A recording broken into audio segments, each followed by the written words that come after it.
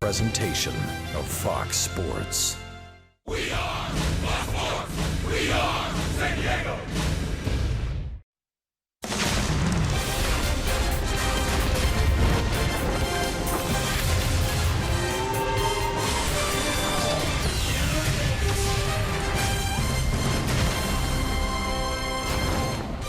Here in Milwaukee, Hunter Renfroe getting ready to go in what is a home run hitter's paradise, and he is red hot. Last week and a half, 4 balls have left the building.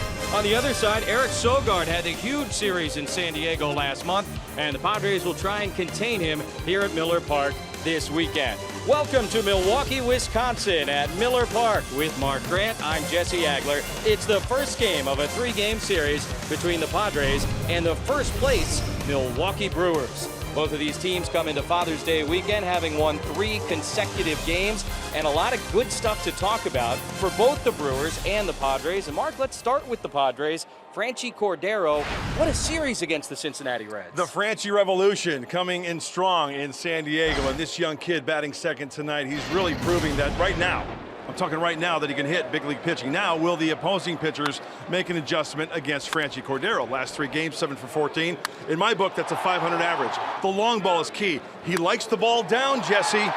Let's see how these Brewer pitchers pitch to Franchy Cordero, because anything around the plate and down, he's going to crush it. All right, so that's Franchy Cordero. They got a pretty good bat on the other side as well for the Brewers. Eric Thames, he got off to that unbelievable start in April. Not quite as hot ever since. Yeah, the last 2 games, a couple of home runs, but April, yeah, he figured out the pitchers. Now the pitchers are figuring out Thames. How are they doing that? A lot of breaking balls. Let's see if they throw breaking balls early in the count. And once you get ahead of Eric Thames, the high fastball, any power hitter, you chalk it up to a high fastball with 2 strikes, they will swing and miss. Let's keep an eye on that. All right, so a lot of good bats in the lineup and a good challenge for the Padres starting pitcher. Miguel Diaz, just his 2nd major league start. He was signed by the Brewers. He came up through their system. He is now a Padre starting at Miller Park for the very first time.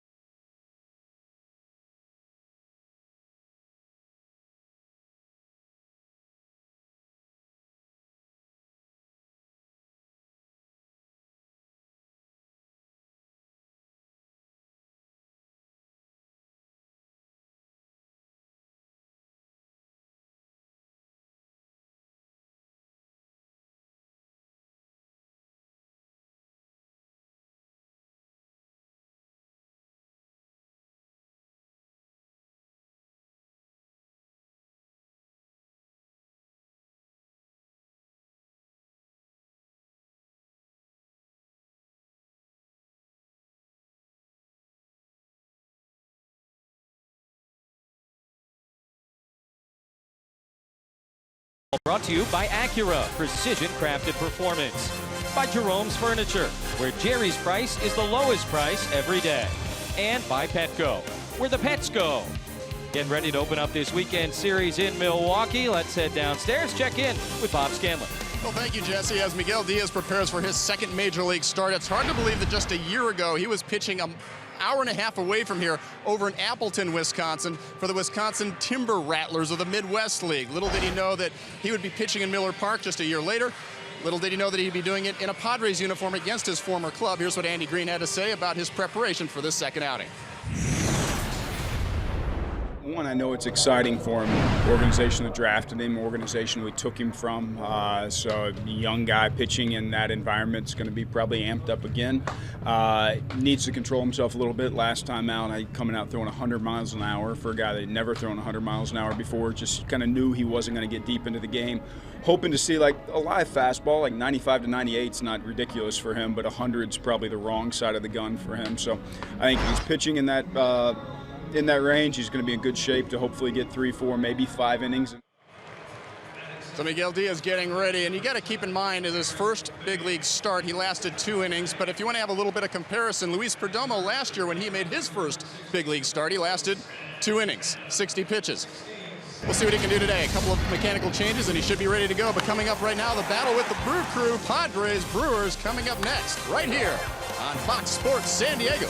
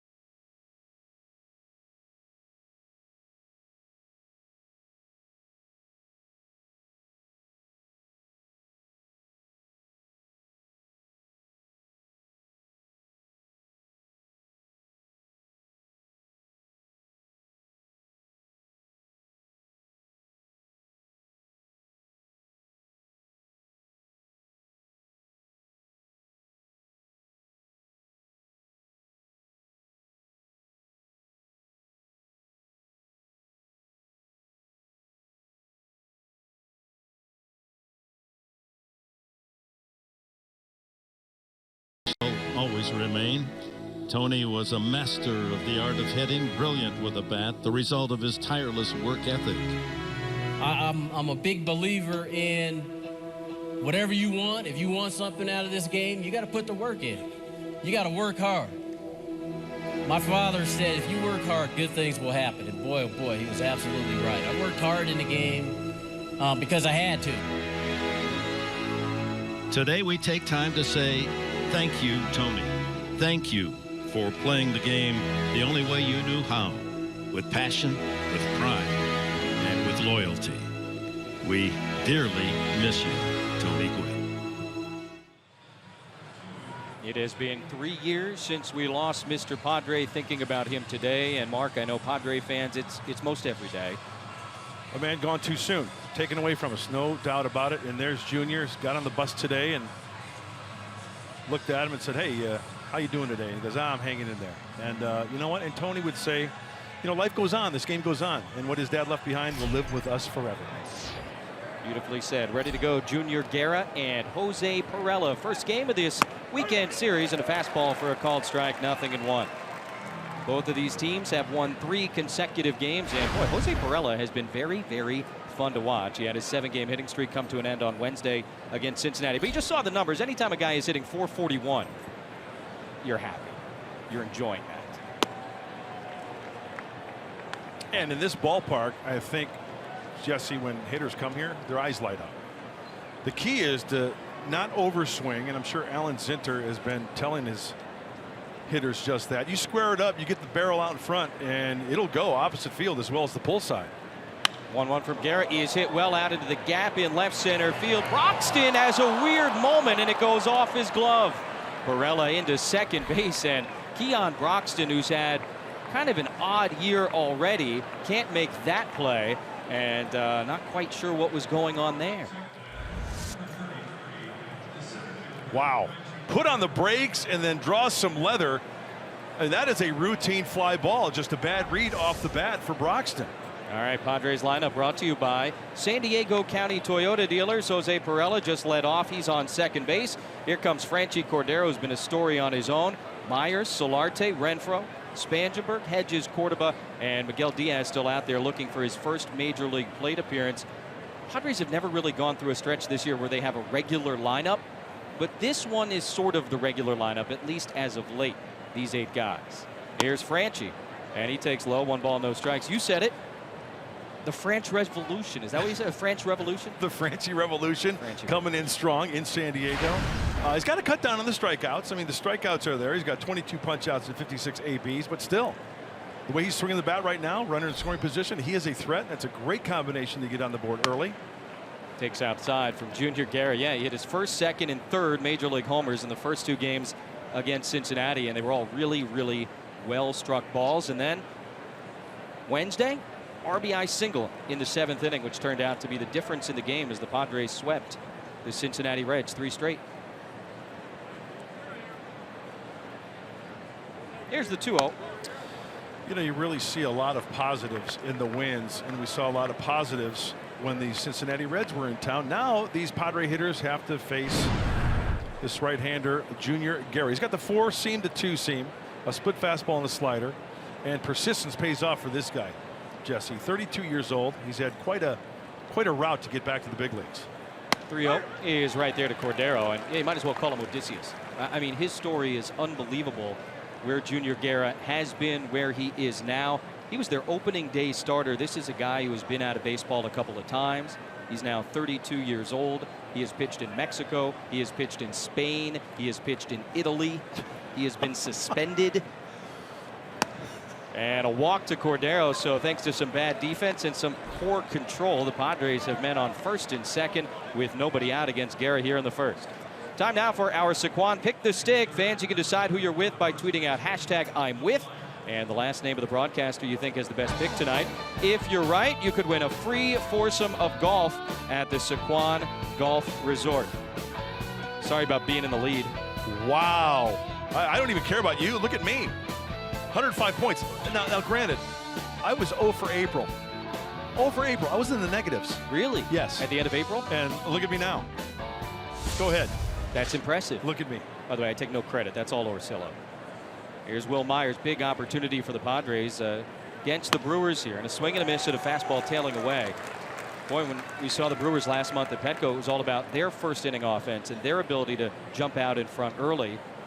But right now, the Padres with a big time opportunity against Junior Guerra. Yeah, getting him in the stretch, runner in scoring position, multiple base runners, and nobody out is a huge key. Got to get on the board here. Perella at second, Cordero at first. 0-1 to Myers is smacked to center field. Broxton is going back. Broxton is at the wall. Forget it.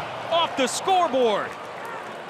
Will Myers, a 3-run shot, his 13th of the year, and that did not take long at all.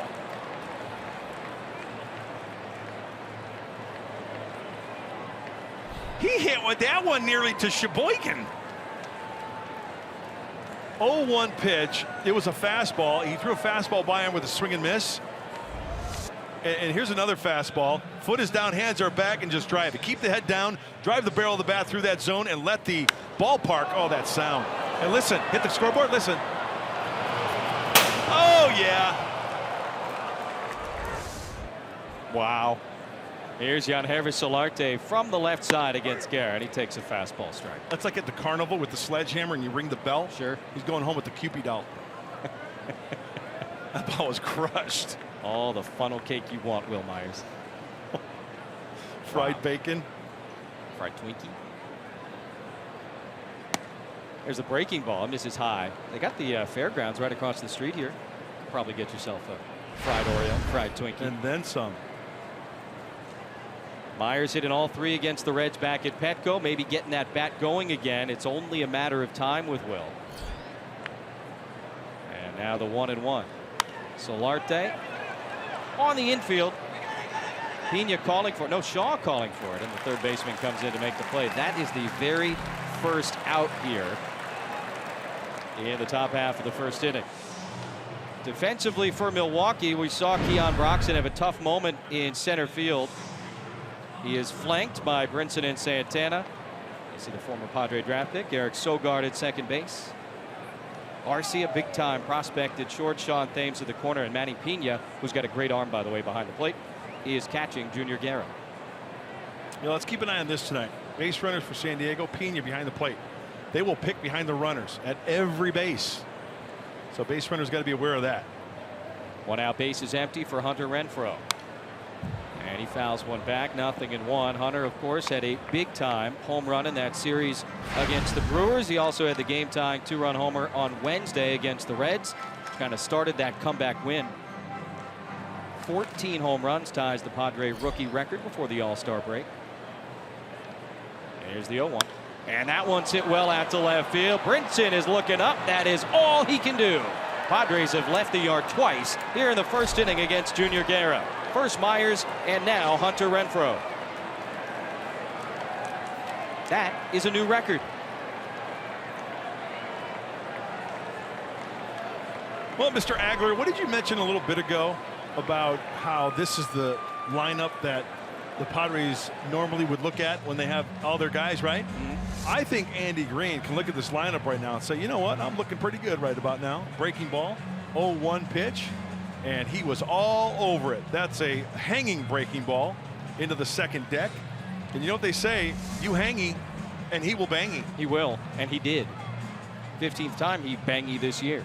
4-0 Padres in the top of the first inning.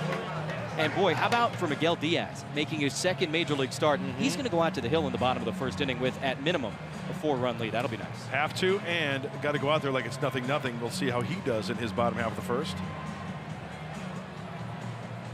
So a big first inning for the Padres offensively against Junior Guerra. We'll take a look at the umpiring crew for this Father's Day weekend series. Crew chief Paul Emmel behind the dish. Brian Honoria at first. Quinn Walcott at second. And minor league fill-in Ramon De Jesus, the third base umpire here tonight.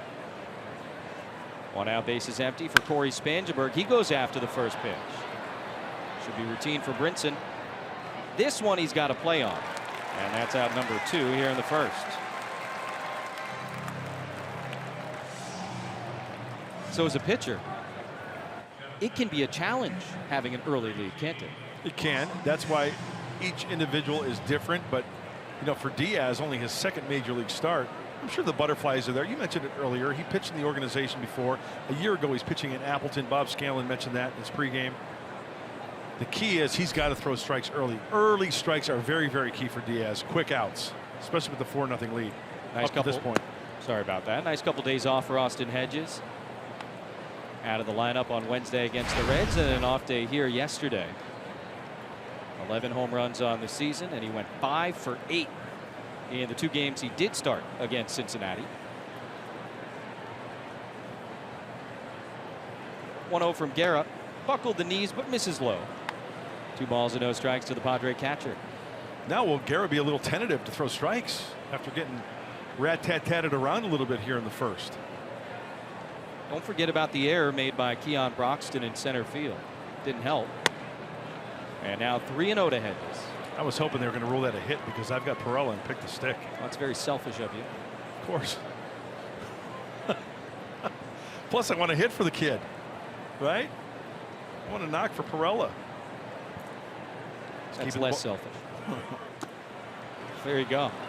That's a 4-pitch walk for Austin Hedges, and the second walk issued by Guerra here in the first inning. He's already been visited by pitching coach Derek Johnson, and he talked about his odyssey and finally made it opening day starter this year. And what do you know, he got hurt on opening day, and he went to the disabled list. This is now his 5th start back since coming off the DL, but obviously not at his very best here tonight. You just saw 10 strikes, 10 balls. That's not the ratio Craig Counsell's looking for. And anytime you look at the manager and you see that kind of look, you know, the wheels are turning. Cordoba goes after the first. And if you could get into the bullpen early. The bullpen's pretty good right now. Talking to the Brewers announcers, they say they're pretty good after coming back from St. Louis. All their high leverage guys are good. But if you can get to that bullpen early. Closer Corey Knebel has been outstanding, but he's not going to help you, at least right here and right now. 4-0 Padres in the first. And Cordoba chops it towards the Padre dugout. 8th man to bat here in the top of the first inning against Junior Guerra. Pitch count is not out of control. Padres have been up there swinging against him. But a 3-run homer by Will Myers. A solo homer 2 batters later by Hunter Renfroe. And the Padres have staked Miguel Diaz to a nice lead here in his second major league start. 0-2 is tipped at the plate. Diaz on deck. It's got to be a good feeling. That is a good feeling. You haven't towed the slab yet, and you've got the helmet on, you got a bat, and you're getting warm to come up to the plate. I wonder if they drew him a map. You got to use GPS to find home plate. Unfamiliar territory for him. He's not had a pro plate appearance. Cordoba's got to reach, though. Able to lay off that pitch from Guerra. Yeah, Guerra hurt himself, by the way, trying to bunt on opening day. That's unbelievable, isn't it? Strained a calf, trying to put down a sacrifice bunt. Getting out of the box quickly, maybe?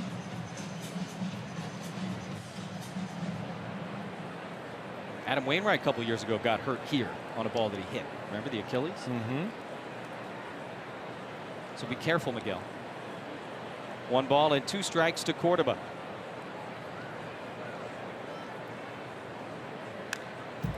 Fouling him off here, and really the first Padre, I think, in the first inning, making Guerra work a little bit.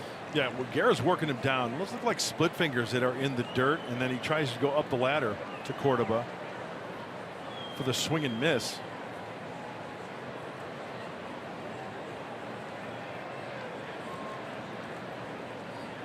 Two-seamer.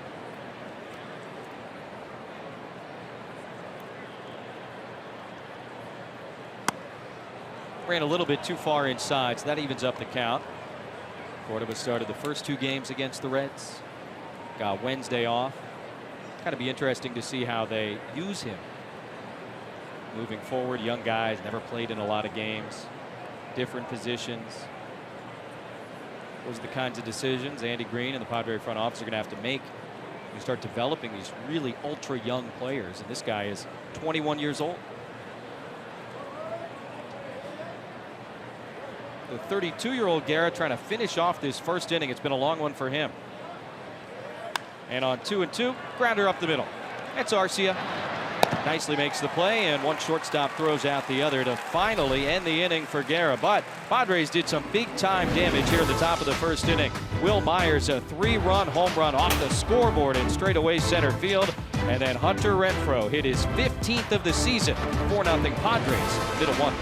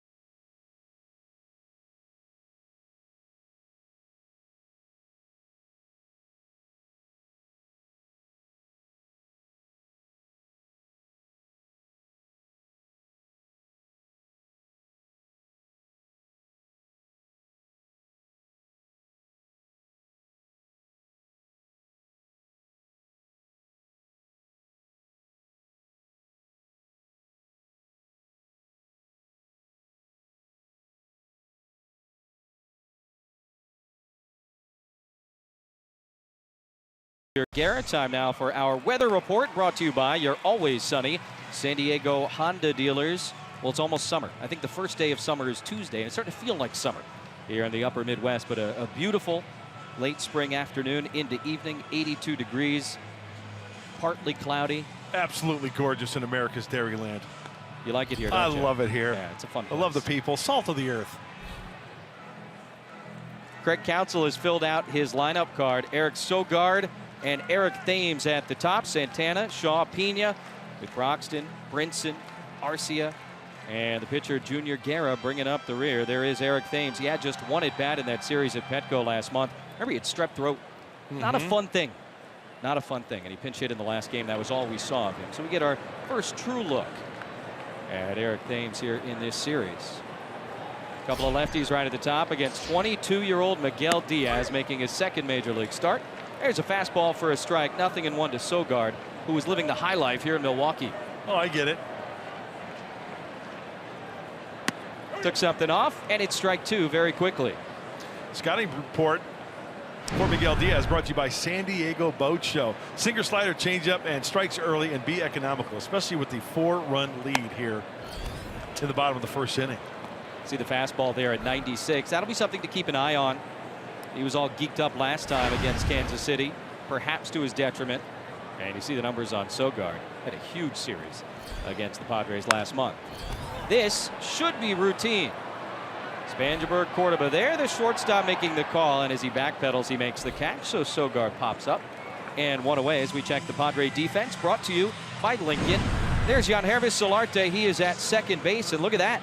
Big time fielding percentage. Cordoba, Spangenberg on the left side. The outfield, Perella, Cordero, Renfroe. Will Myers at first base with Austin Hedges behind the dish. Now that tells me if Yangervis Solarte can get to it, he's going to make the play. Probably not the best range. I mean, he's got decent range, but probably not the best range as far as second basemen are concerned. But once again, positioning is big key, the scouting reports, and if he can get to it, he'll make the play. Eric Thames, 18 home runs, one off the National League lead coming into play today, and 11 of them in April. That was a franchise record. Talked about the Brewers' proficiency in the opening frame, and I mean, they're way out in front in the major leagues in terms of scoring runs in the first inning, and we saw that act back at Petco Park exactly 1 month ago. Thames hits that one hard but foul. Diaz challenging him with a 97-mile-per-hour fastball on 0-2. Yeah, okay, one of my favorite analysis guys, right? Analysts? Analysts. Yeah, that's the word. That's what I'm looking for. That's what you are. You're an analyst. John Smoltz. Sure. He uses a great term as far as pitchers, redlining every single pitch. A starting pitcher. Like a tachometer. Right. Tachometer. Okay. Right. He doesn't have to redline every pitch. 97, 98. You know, take a little off, a little movement here and there. That's into the shift. Spangenberg over on the right side, and the third baseman makes the play. So a couple of very nice quick outs for Diaz.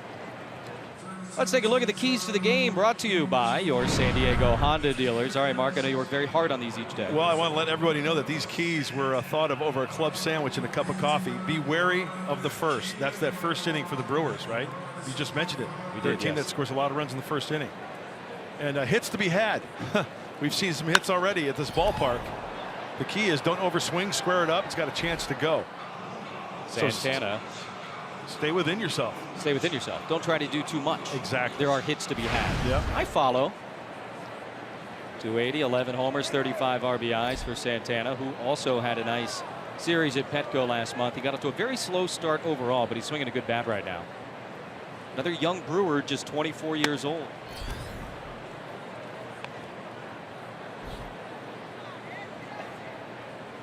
Padres supplying 4 runs of support for Miguel Diaz in the top of the first. Now he's trying for a 1-2-3 bottom half. And he's got a 1-2 count now on the right fielder, Domingo Santana.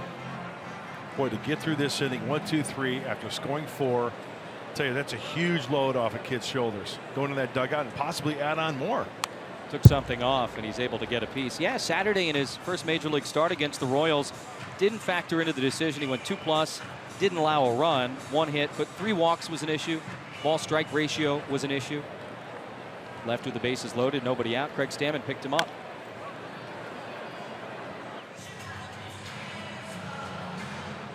A lot of comparisons made to Luis Perdomo and sort of what he went through a year ago. And I think it's fair to say, I mean, Miguel Diaz looks more advanced at this point than Perdomo did in 2016.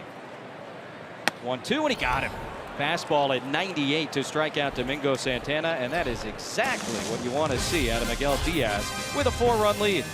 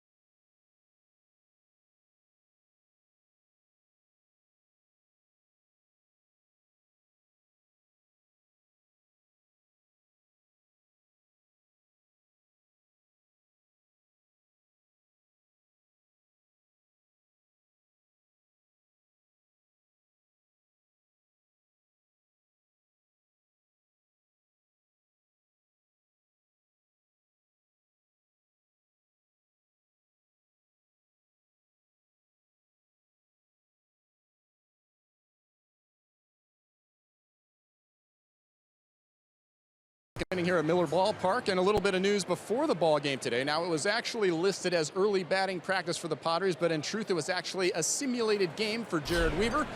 He's on his way back. He threw 3 innings in that simulated situation against some live hitters. Supposedly everything went fine. Now, of course, we won't know the whole story until we find out tomorrow how he feels. Hopefully that hip is feeling better. Also throwing today was Trevor Cahill in a bullpen session. Andy's saying that he might also throw a simulated game sometime on this road trip. Guys? Thank you very much, Scans. Miguel Diaz in his first major league plate appearance floats one over to second base, and Sogard throws him out. So you got Cozart, Cahill, Weaver, all on the disabled list, but certainly some encouraging news, and nice to see them all smile. Absolutely, and they're going to give a rash of they're going to be all over Miguel Diaz, I think, after that swing. Not good? Look at Clayton and look at Weaver, and hey, where are your thumbs? Check the batter's box. I mean, he made contact. Like, to me, that's pretty good. Here's Pirela. He got the trouble started for Junior Guerra in the first inning with a fly ball to center field that Keon Broxton had all kinds of trouble with. You know what I like about that Jared Weaver simulated game? Full uni. No screen, jersey, pants, everything. Some guys will go out there in shorts and a T-shirt, you know? Well, that's not a true simulated game. Exactly. Pirela takes inside. 1 ball, 1 strike. Look, Miguel Diaz has one job today. It is not this swing. It's not bad. Yeah, no, not bad at all. I mean, I'm no Alan Zinter.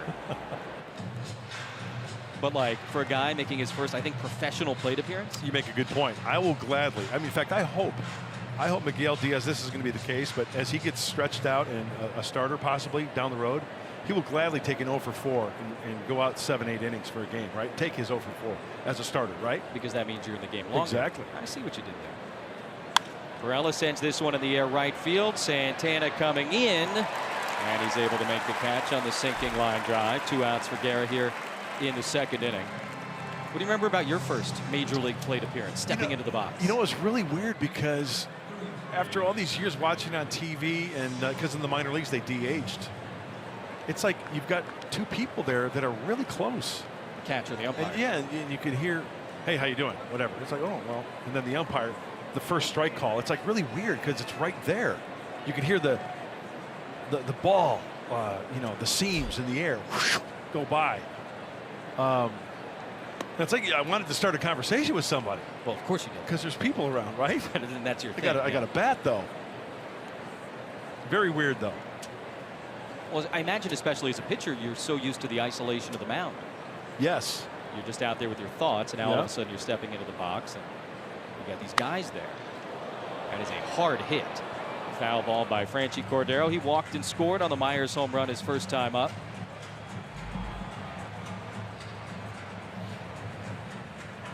Always nice to see one of these young guys who's swinging a hot bat show patience, draw the walk. That's what he did. Paid off in a big way. Junior Guerra looking for the bounce back inning for Milwaukee. Started a couple of games against the Padres last year. In 10 innings, he allowed 4 runs. He allowed 4 runs in 1 inning here tonight.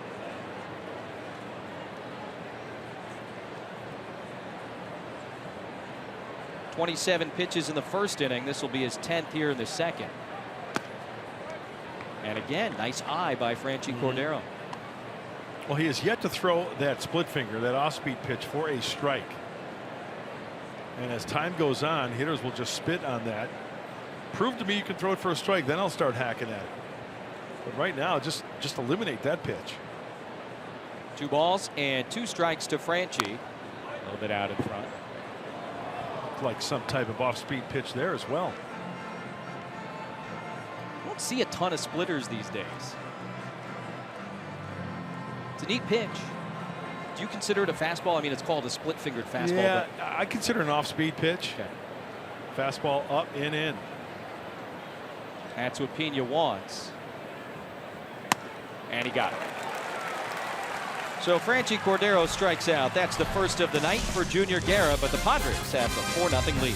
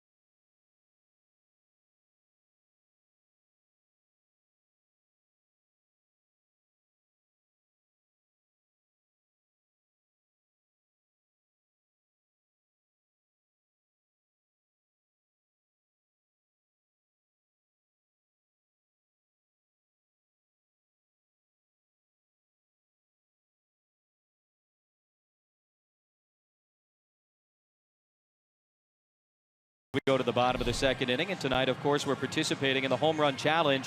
Every home run and strikeout in this game raises money for prostate cancer research. Since June 1st, $3.3 million have been raised in the challenge. You can make your pledge by going to homerunchallenge.org. A Father's Day tradition, and a great one around Major League Baseball. 4, 5, and 6 for the Brewers against Miguel Diaz, who worked a very nice 15-pitch 1-2-3. Bottom of the first against Milwaukee. This is Travis Shaw. Former Red Sox is somehow leading their team in hitting.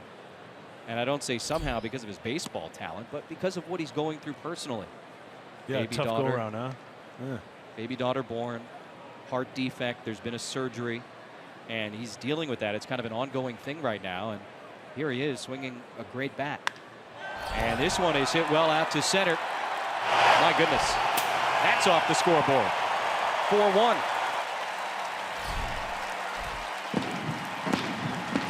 Like we said, he has been outstanding. His 12th home run of the season. More hits than any other Brewer. Higher batting average than any other Brewer. And he gets him on the board here against Diaz.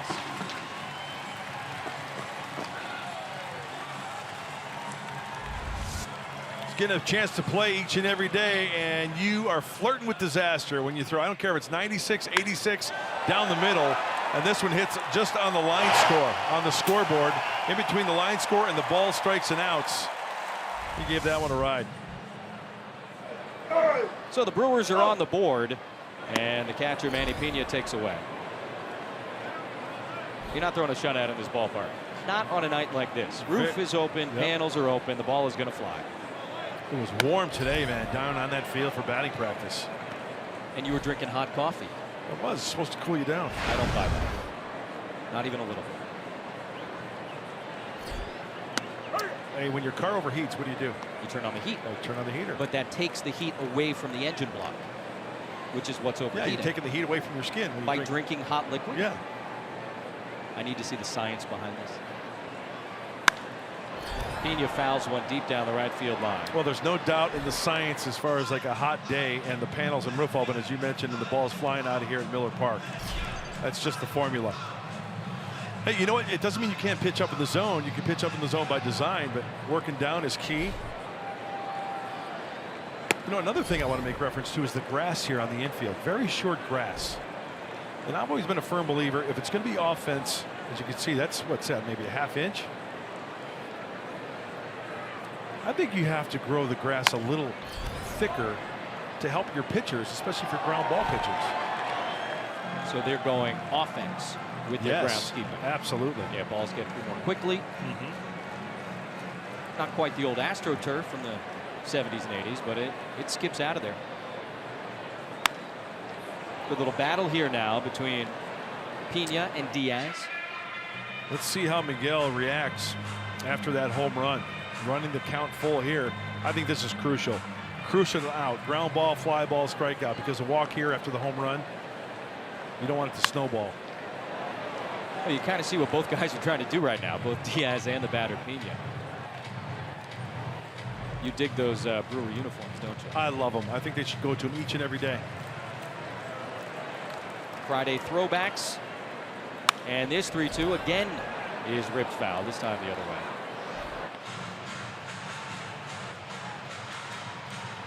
Miguel Diaz did face the Brewers last month at Petco. Here comes a slider. And the 10th pitch of the at-bat is swung on and missed. Second strikeout for Miguel. That's out number one, and nice way to win a battle there after giving up the home run. Speaking of dingers, Milwaukee now one in back of the Mets for the most in the National League. Washington pacing it. Just saw the Reds act, although the Padres did a really nice job of keeping Cincinnati in the yard at Petco.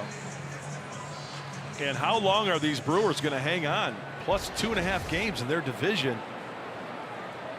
Is their pitching going to hold on? Are they going to still hit those home runs at that pace? It's the biggest lead in the NL Central since 2014, middle of August for this Brewer baseball team, and there it is. Since the Padres, by the way, in August of 14, handed them a tough series loss, and they kind of went down the hill after that.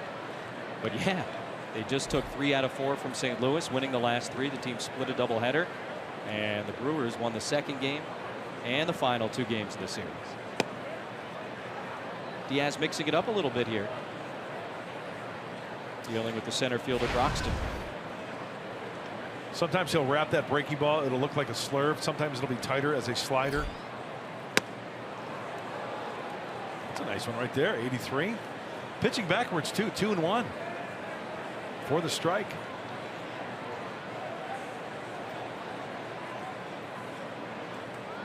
This team, this Brewer team, does not hit the curveball well.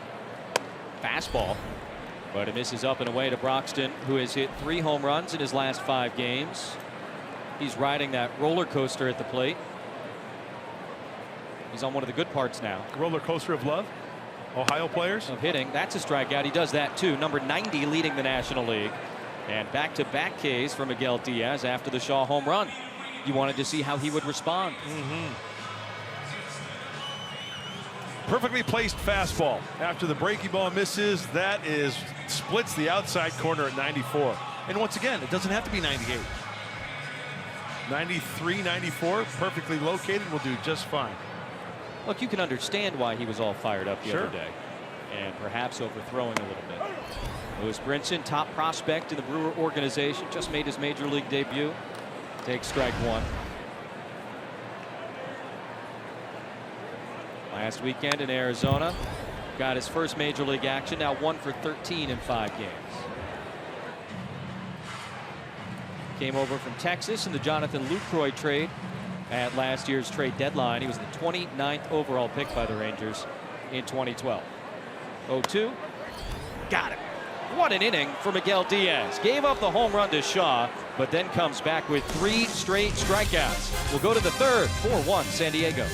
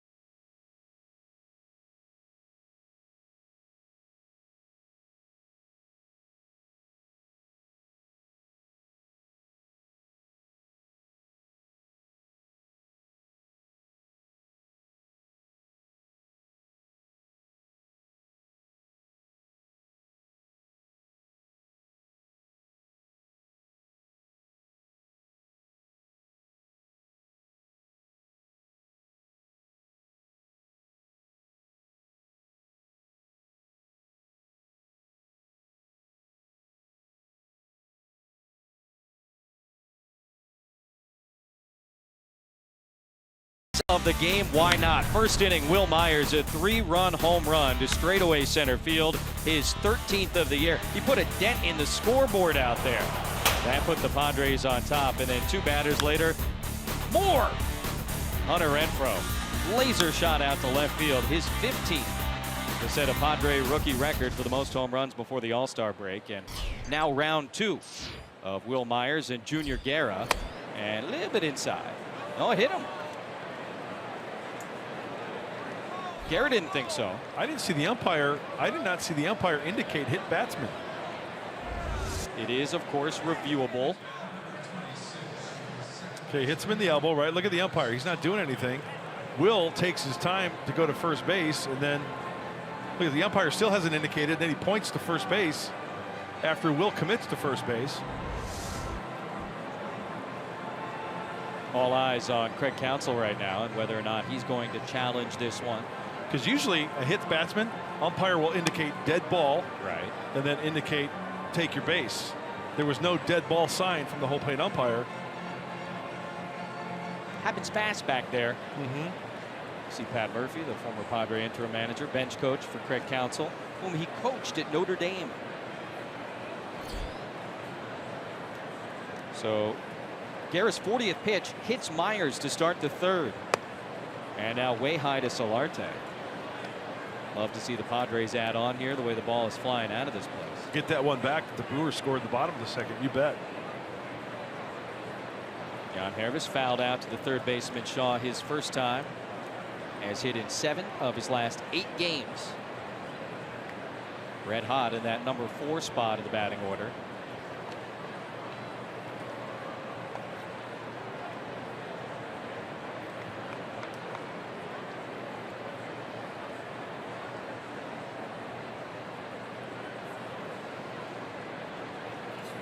Myers stretching out the lead. Saw him steal a couple of bases against Cincinnati this week. You know that home run that Will Myers hit off the scoreboard? I think There's that Miller Lite sign that says Pilsner. I think he dotted the I like the tuba in the Ohio State band when they spell out Ohio and they go out there and they dot the I. You're in Wisconsin country, man. This is Badger country. They don't want to hear about that. I forgot. My bad.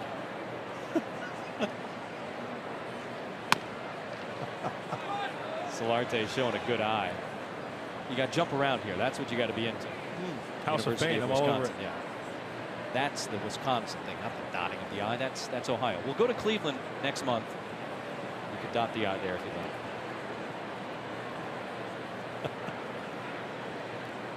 I think a big key getting Guerra into the stretch. They're doing just that nicely.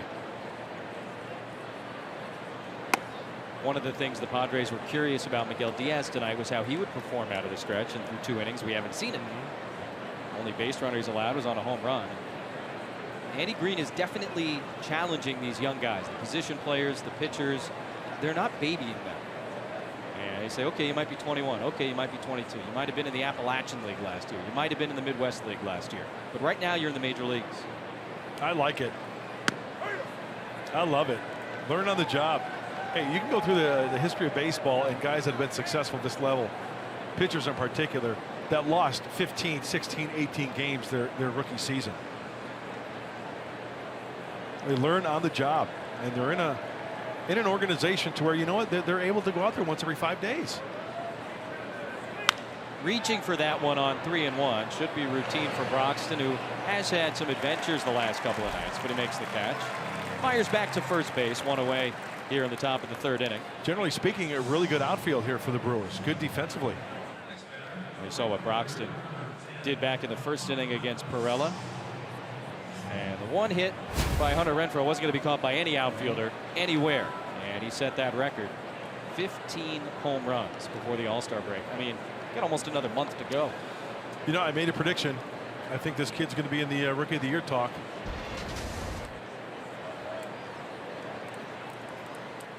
There's no doubt he'll be part of that conversation. Be nice too, and Padres get a healthy Manuel Margot back, because he was right there kind of stride for stride with Renfroe. Guerra last year had a great rookie year at age 31. Made 20 starts, was named the Brewers pitcher of the year, as mentioned, during that opening day start this year. But tonight Padres roughing him up. Definitely had some control issues, a couple of walks, hit batter. And now a ball and no strikes to Renfroe. Just goes to show you, Jesse, that if you don't have that control of the fastball, it's going to be a long night. I should say short night. A short night that feels long. Exactly. Approaching 50 pitches here in the 3rd. Talked earlier about how the Brewers try and control the running game. Guerra doing his part, but that catcher, Manny Pena, back there, he is perhaps as aggressive as any catcher in the National League when it comes to throwing to different bases.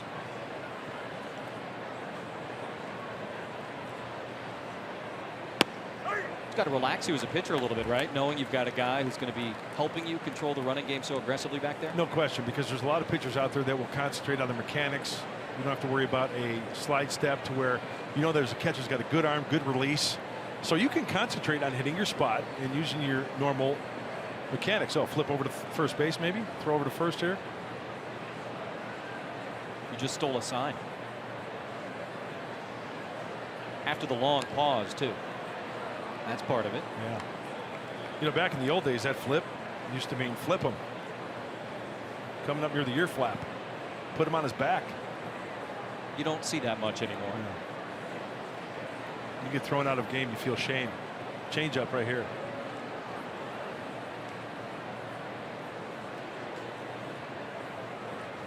Renfroe hacks at the fastball, comes up empty.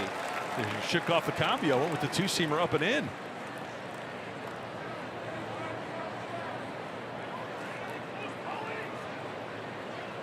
So Renfroe is now homered in consecutive games.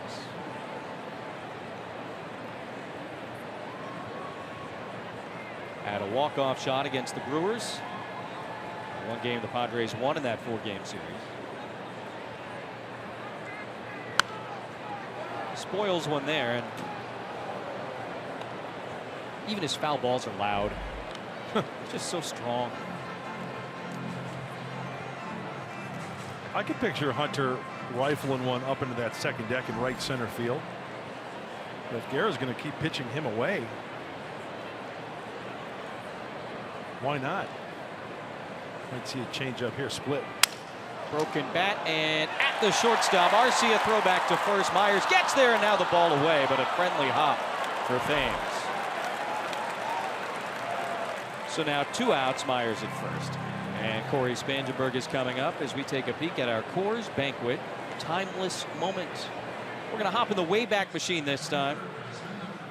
Arcia just dabbed, I think, by the way. I think I saw that, yeah. Here's Glenn Hoffman, the venerable third base coach for the Padres. And on April 12th of 1980, as a rookie, made his major league debut, striking out against Bob McClure of the Milwaukee Brewers. That's a good egg right there, Glenn Hoffman. A lot of good eggs in that Hoffman family. Whole carton's worth.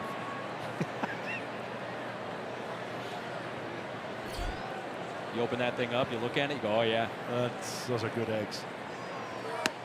Spangenberg takes a first pitch strike. Corey flew out to left field his first time. He's 0 for 1. By the way, you know how many Brewer people here have said, ask me, how's Trevor doing? They loved him here. I finished his career as a Brewer, of course. So Trevor, they love you up here. Land of the cheese. Spangenberg hot, as you saw. He's hit 5 out of his last 6. Myers has yet to go at any point since reaching on the hit by pitch. But Guerra certainly doing his part to try and keep the lead minimal over there. There's a big gap in right center field with Broxton playing over on the shortstop side of second base.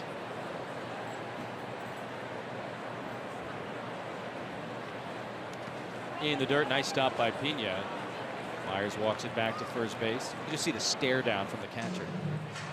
That's not an easy block. The best thing you can do is position yourself and try to gauge where that ball is. That ball bounced way out in front of home plate. And when there's certain spin on it, it's going to check up a certain way. That was a split finger. So you just position yourself and you just hope it catches you in the grill or in the chest protector. Keep it in front of you. Pena, an all-star last year at AAA Colorado Springs in the Pacific Coast League. 1-1 to Spangenberg, and that's popped back our way. Mudd's got the arm out, but a little bit to our right. How many you caught over the course of your broadcasting career? I think 1. How many years? It's my 22nd season. And 1 foul ball. 1 caught, but many in the booth. Okay. Maybe fewer than 10 out of all those years in the booth. It doesn't happen that often. It's got to be just right. Fastball up, lefty, especially when we're sitting. Fastball up and away and under it just enough to get it back here. Junior Guerra now up over 50 pitches, really slowing it down this inning, and that one is off Thames' glove. Oh, it's a foul ball. First base umpire Brian Onora was emphatic. I think Thames may have even gotten a piece of it. You know, and just you make a good point. Does this ball touch the glove of Thames and in fair territory, and then does it go foul? He's not reviewable. Oh.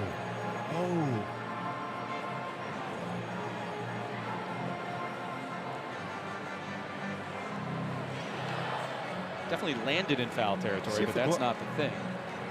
It's kind of tough to tell if the glove changed direction, right? Or flipped a little bit, right? Yeah, I mean, I'm not going to get on an umpire for that call. Yeah, that's a tough call. You're 3 feet away. It's happening at 100 miles an hour. Did you just see Brian Onora? He just kind of gave the old when we just had that shot at first base. That was classic. This one is right back our way and over our heads. You got very excited.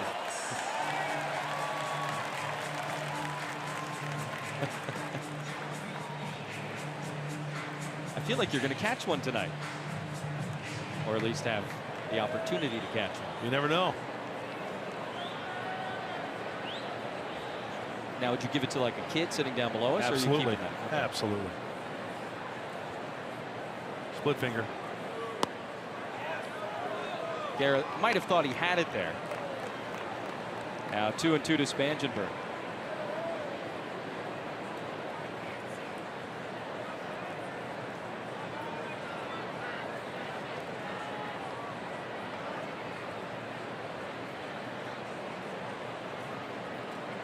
Myers was hit by a pitch to start the inning. He's still at first base.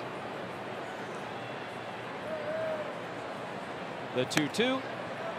Oh, did you see Pena tried to bring that one back? That was definitely a ball, but he tried to bring it back. He caught it and brought that glove back a little bit. Home plate umpire Paul Emmel, he's not going to buy it. The art of pitch framing, much discussed. So Spangenberg has worked it full. Or he's choking up a little bit on the bat. Looks like the splitter's coming, and time was called. The grip on that pitch is incredible. Yeah.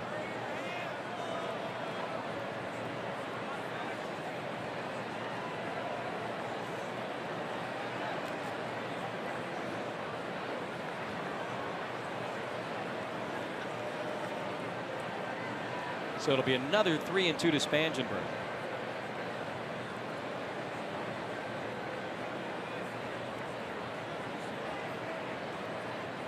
That is not the splitter, and it is hit well out to deep right field. Corey Spangenberg will not have a home run. Santana at the wall. Spangen gave it a ride, but it was not to be. No runs, no hits, and a man left. 4-1 Padres, middle 3.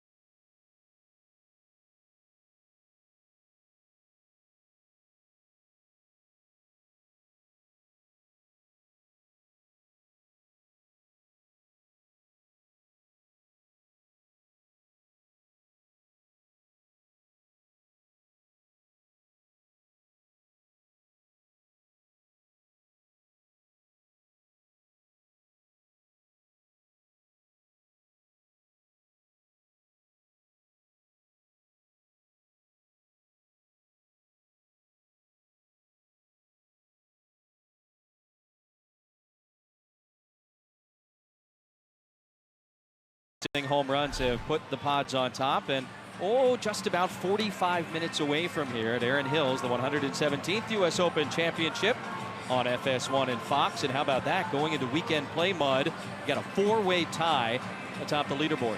Oh, it's going to get interesting. Who's going to birdie? Who's going to eagle?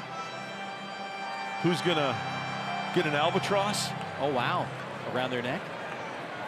No, an albatross is good, isn't it? I don't know. I don't know the golf terminology. It's one below an eagle. Isn't that an ace, a hole-in-one? It depends on what hole. I guess if it's a par 5, right. Yeah, sure. Orlando Arcia, the shortstop, takes a fastball up and away. 1 ball and no strikes. One of their top prospects. Coming into the year, Baseball America had him as 8th best in all of baseball. And you get a sense of why with that swing right there. Hard hit, base hit to left field. That'll set up a sacrifice opportunity for the pitcher, Junior Guerra. And also, we are now going to see Miguel Diaz work out of the stretch for the first time tonight. So a couple things here. Arcia batting number 8 in the order, and he is really a special player, both with the bat and with the glove, and right down the middle. Good swing. Good timing on the shortstop's part. Good with the glove. And Jesse, as you mentioned, out of the stretch now. Get an out here. Don't try to be too fine to throw a strike. Get it done and get it done early. And Yes. hopefully you can get the lead runner. Saw that in the Red Series. Diaz will not give him much of an opportunity to try and get too far off the bag at first base. Boy, we have seen the Padres defensively Myers, Spangenberg at the corners play very, very aggressively in these obvious bunt situations this year. Mentioned it earlier, Guerra hurt himself on opening day in a sacrifice situation. It's got to be somewhere in the back of his mind right now, right? I think so. On the DL from April 4th to May 26th. Does have a couple of sack bunts since then, but still. Let's see how it goes out of the box if he puts the ball in play. A little bit too hard and foul. You know, if a guy has an injury, like you said, and you're back to where the injury took place in the same situation, I'm sure it's got to be in the back of your mind a little bit. Do you come out of the box a little gingerly, knowing that's a sacrifice situation, and your job is to just to get that runner over? I don't think in this situation you're going to bunt and then sprint like you're, you know, coming out of the blocks.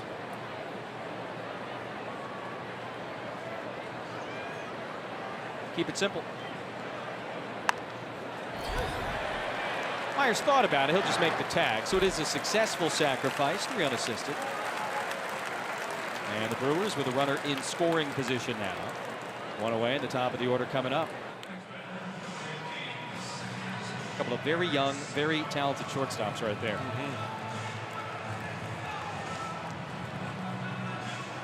The name is familiar to you, Arcia. His brother was with the Padres for a little bit of time last year. You might remember.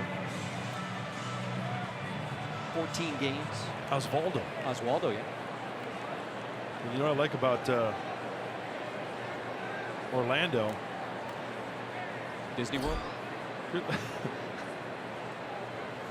I like the 6'6", 6'2" shortstops, you know?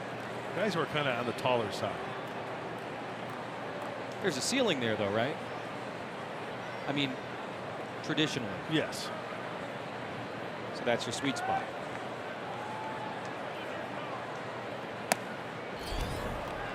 Up and in at 95. Not the most comfortable thing for Eric Sogard. See the games against the Padres. I mean, last month at Petco, it was absurd. Hit the home run in the 10th inning of game 1. Of course, Renfroe made it not matter and then made his daughter cry. And then he had the 2 4-hit games after that. Getting some pretty consistent playing time at second base right now with Jonathan VR on the disabled list, but he's one of those guys that can play all over the place. And we got pretty sick of this guy by the end of that series last month. Yeah, lefty on lefty. He got a fastball and put a hurting on it. Feeling for the ball, going the opposite way, pulling the ball, really using the whole field. Nice, easy, smooth swing from Sogard. Finding all the holes. And when you're swinging the bat well, that's going to happen. Batting here with his team down 3 in the 3rd. Popped up to shortstop his first time. That video of his daughter was priceless, wasn't it? It was all over the place. It was like the video of the internet that day. It's like if dad hits a home run, they're supposed to win, right? Gave the team the lead in extra innings. She was trending. She went viral. Cute kid, very cute video. And the mom trying to explain to her, well, Hunter Renfroe also hit a home run, and that's why daddy's team lost.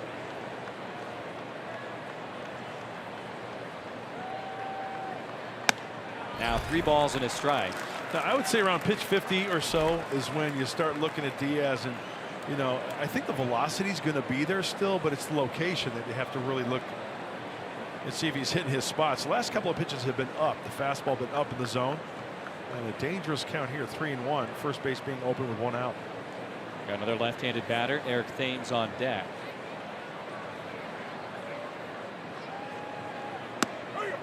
Changeup. Well, one of the things Andy Green is not worried about when it comes to Miguel Diaz is the mental aspect of it out there.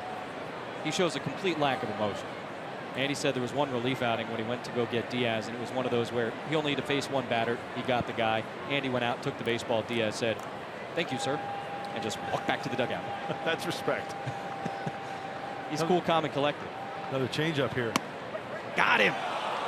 Top of the zone, and number 5 for Miguel Diaz. I tell you what, that sequence of pitches is really special for Miguel Diaz. Runner in scoring position. It was a 3-1 count. He throws a changeup for a strike. He throws another changeup for a called strike. That's a legitimate strike. Perfectly executed. Already a career high in strikeouts, of course, just his second major league start. Trying to complete 3 innings here tonight. He has done that once as a reliever, and it was against the Brewers at Petco last month. 3 really nice innings of relief after Clayton Richard came out. This should do it. And it does. Nice job by Miguel Diaz working around the lead single. We'll go to the 4th inning in Milwaukee. 4-1 good guys.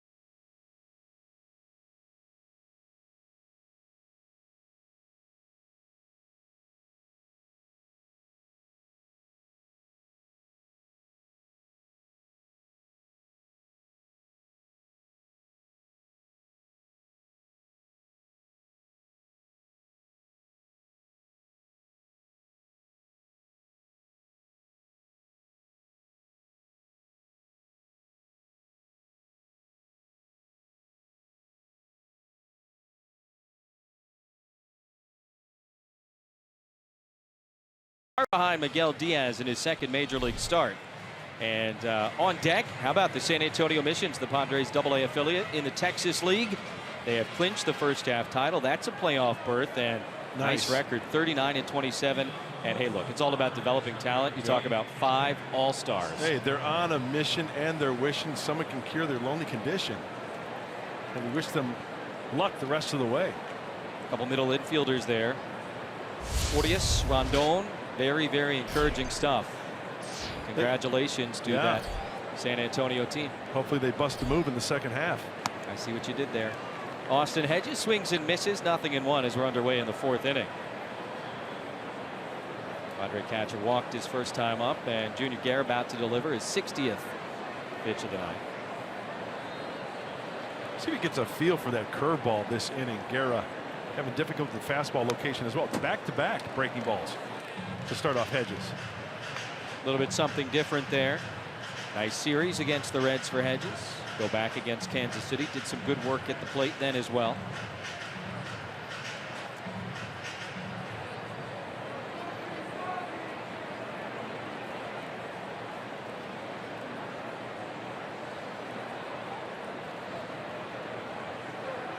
The 0-2 to Austin. And he went after that fastball that tailed away. Just the second strikeout of the night for Junior Guerra. 1 out here in the top of the 4th. I think Guerra missed the location on that pitch. Yeah. I think he wanted to go up and in. That leaked down and away. Still got the strikeout. It's part of what they mean when they say trust your stuff, right? You're going to miss spots. It's going to happen. Number 8 hitter Cordoba. Miguel Diaz is on deck, by the way. And there's that curve again.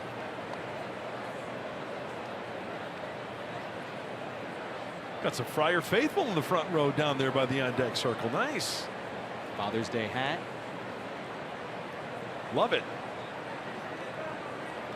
Very nice crowd here on this Friday night. It's Peanuts night. Yes, it is. Who's your favorite peanut? Woodstock. I like Pigpen. I believe that. I don't know why. I just do. I have a guess. I'm not a slob. I think he's pretty cool.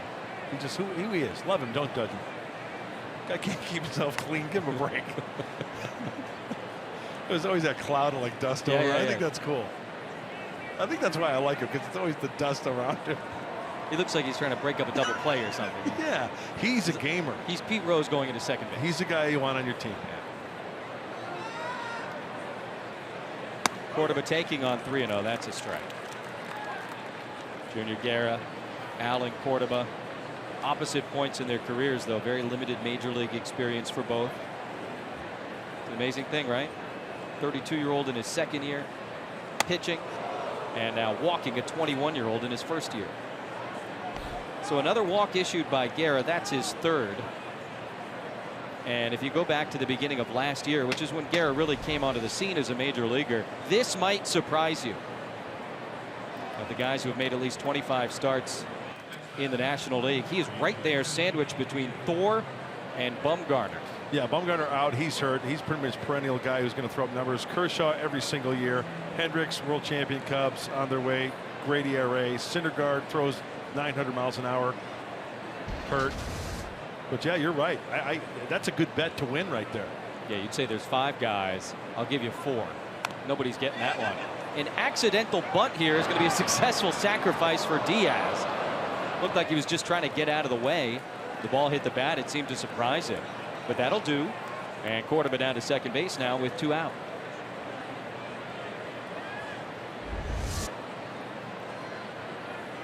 Whoa.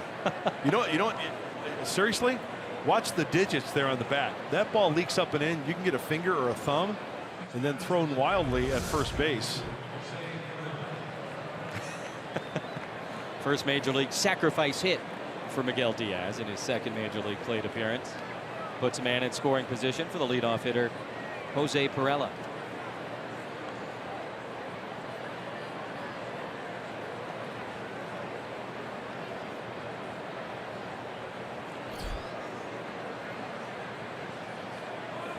Talked about that Double-A team a few moments ago. Perella was doing big things at Triple-A El Paso, and Andy Green said recently that Rod Barajas, who's the Padre manager down there, was really advocating for Perella, saying, hey, this guy he's doing it. It's legit. These aren't inflated PCL numbers. The swing is right. And I would say Rod knew exactly what he was talking about, because ever since Perella got here, he has been incredible to watch. And it's his time. He's 27 years old, right?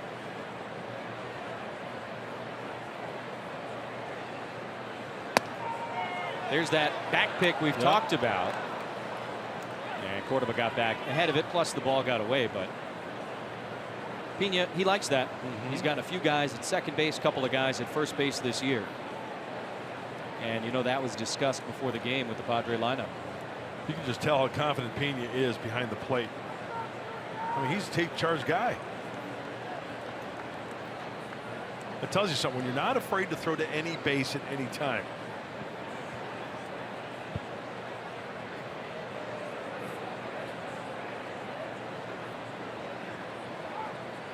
Now they'll try it that way, and it goes into center field. Cordoba on his way to third. No throw from Broxton.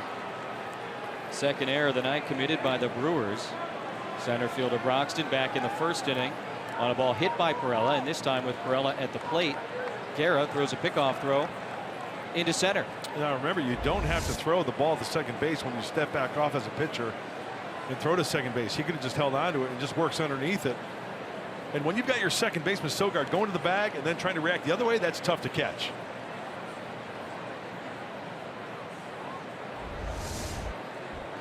So Cordoba at third, 2 away. Padres looking to break through runs wise for the first time since the first inning.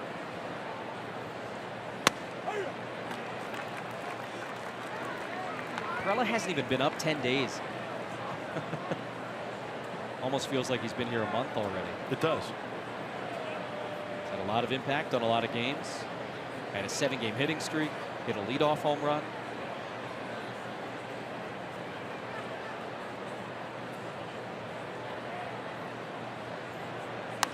Oh, he had a hanger there. Oh. The ball just kind of rolled up there, right about belt buckle high. Hit me, hit me, hit me, hit me. Oh. Maybe just a little bit too high. You know, sometimes the hanging breaking ball can work to a pitcher's advantage. It's tough to get up on top of it, square it up, you swing underneath it.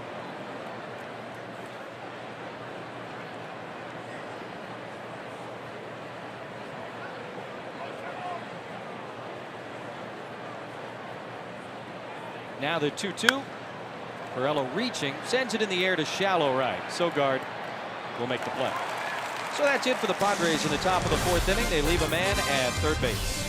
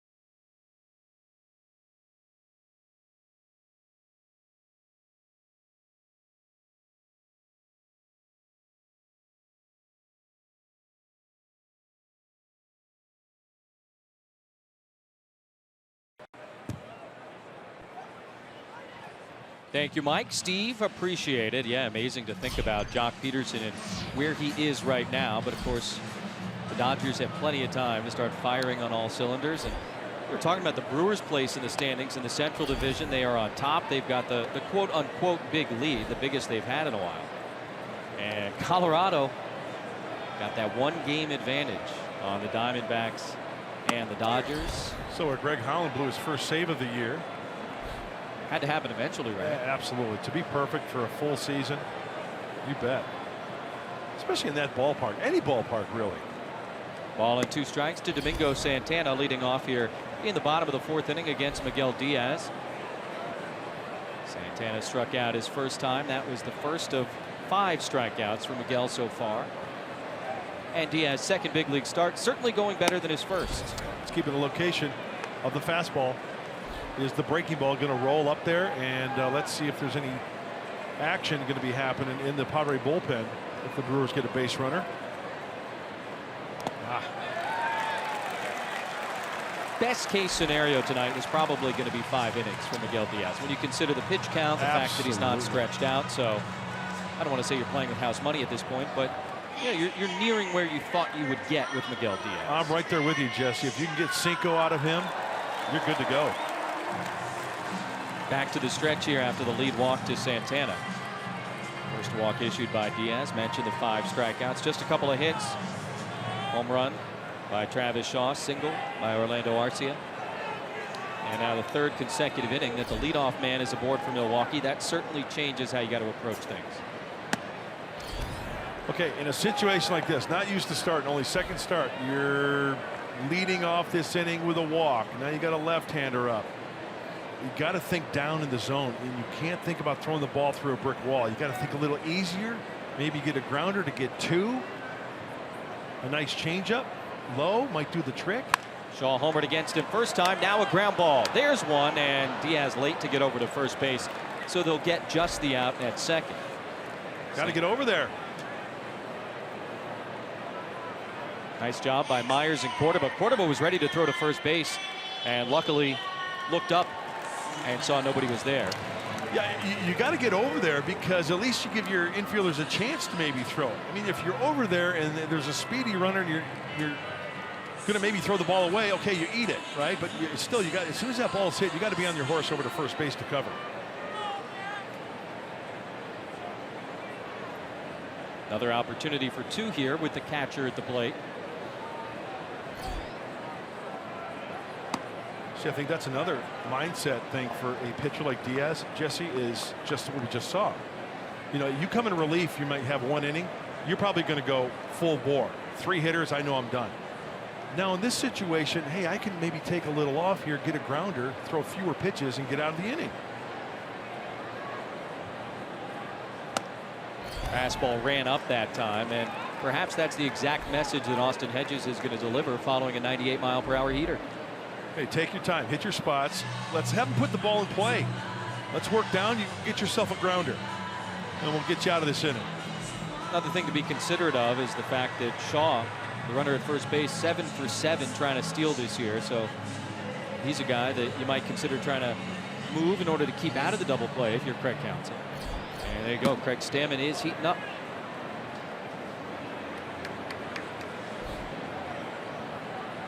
Stammen relieved Diaz much earlier in the game. Miguel's first start over the weekend against KC. Now ground ball, but that's going to get through. Well, he got the 2 ground balls, but he did not get the double play. And now runners on first and second, 1 out. Keon Broxton coming up. And like you said, it's going to be interesting here. Next pitch will be number 60. How does Andy Green handle this situation with Diaz? Watch the glove of Hedges. It's down. It's got 2-seam action down. He hits it hard, and like I said, with this infield, a ball hit sharply on the ground, it's going to get through with this grass.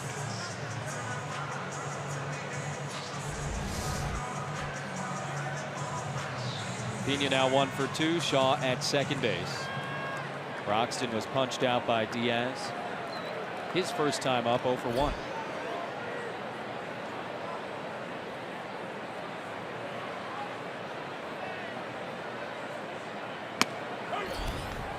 .97 and a called strike. Well, for Diaz, he is still just the 1 ground ball away from getting out of this thing. And my gut feeling is one more base runner, and I think that Andy might go to the bullpen. Hey, if he gets 2 quick outs here, fine. You shut him down after 4. Good to go after that.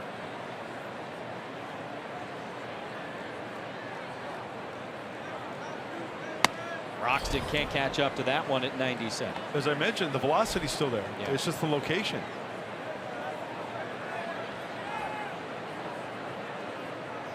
Kind of get the sense he trusts the heat.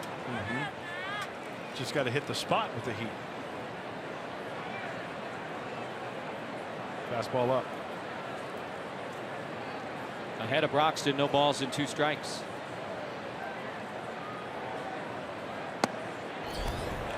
Didn't miss by much.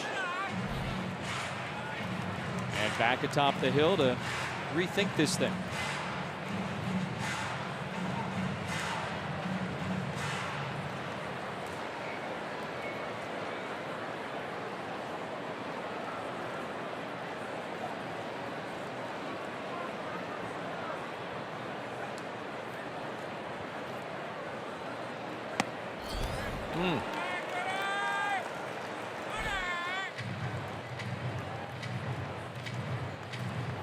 Diaz in his start Saturday against Kansas City left with the bases loaded and nobody out. Craig Stammen came in, got out of it without allowing a run. He's got first and second, 1 out here. Punch out or double play right here.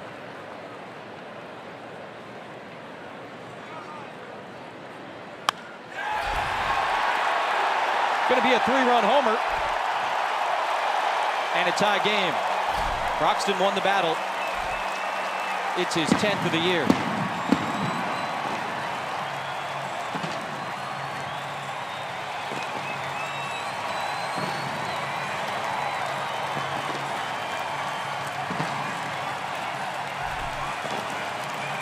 Each team has 2 homers, a 3-run shot, and a solo shot.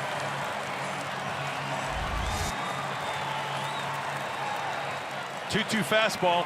He wanted it up 3 times in a row. That was the 3rd one. They leaked kind of in a little bit for balls. This one, well, a good locked and loaded position for Broxton. And another key here in Milwaukee is to keep Bernie Brewer in that chalet of his. If he's going down that slide, that means good things are happening with the Brewers.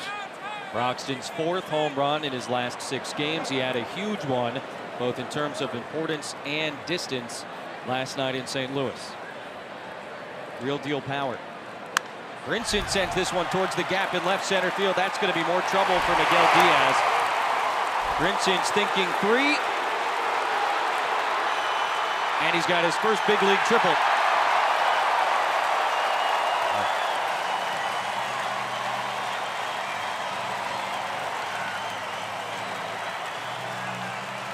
Sixth major league game for Lewis Brinson.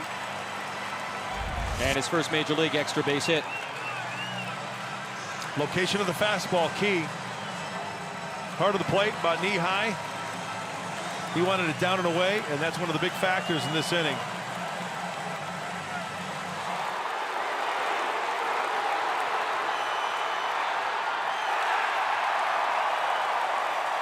Andy Green takes the ball from Miguel Diaz. He goes 3 1/3. He'll leave with a man at third and a 4-4 game here in the 4th.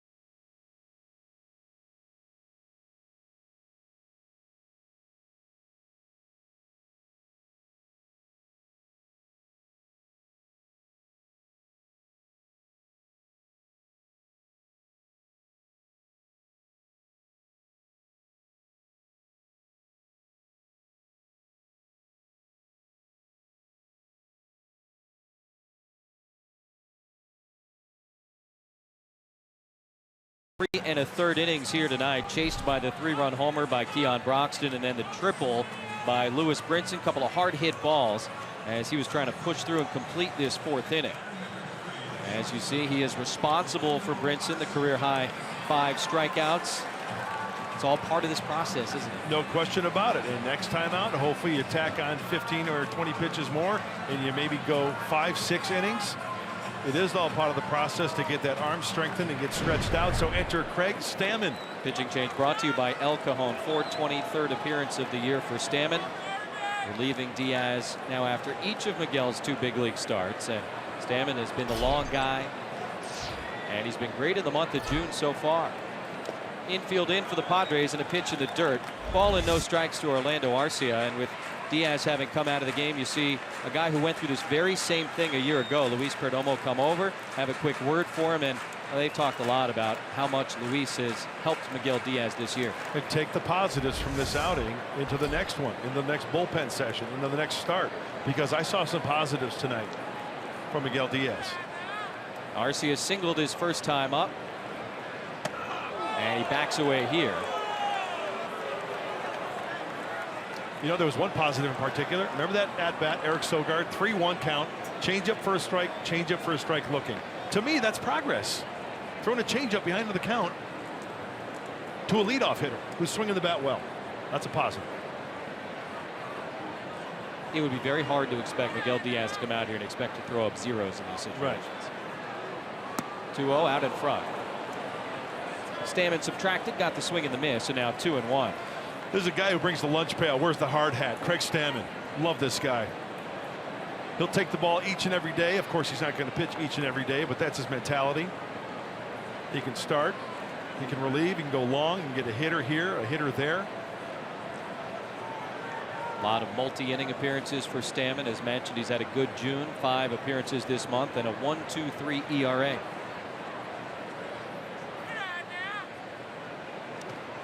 He could be the pig pen of the Padres pen. Are you saying he smells? He's a gamer. Hey, nothing wrong with smelling if you get the job done. Hey, if you take the shoes off and there's a little bit of odor, who cares? If you get the job done, that's all that matters. In my book. Just keep your shoes on. There you go, Brinson at third base. First base is open now. Might see a breaking ball here, 3-1. If you walk him, it's not the worst fate. Now to be a full count, 3 balls, 2 strikes. That's one of those little bonuses of having a guy like Austin Hedges back there. Runner on third, you're not worried about burying a slider in the dirt. Confidence in your breaking stuff out of the zone. That's a great point.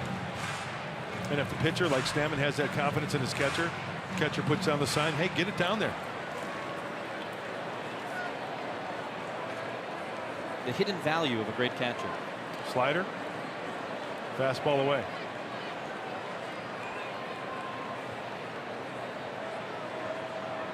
Arcia reaches for it. How about Craig Stammen? They got him.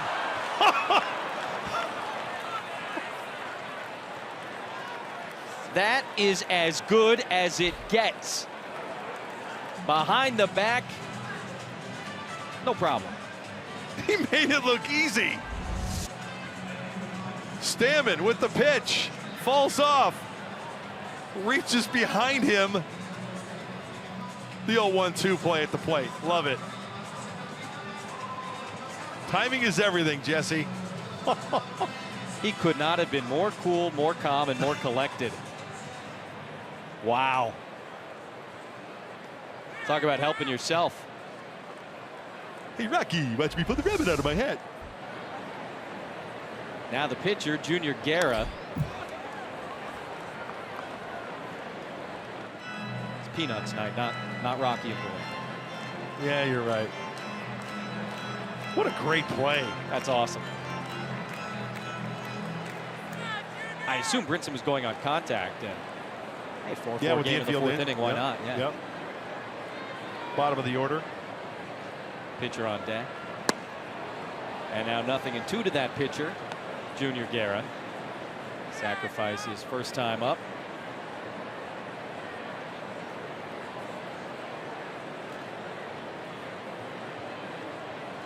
That's as good of a defensive play as you'll see a pitcher make. Yeah. And all Brinson can do is smile. Guerra pops it up, shallow right. Solarte, Renfroe.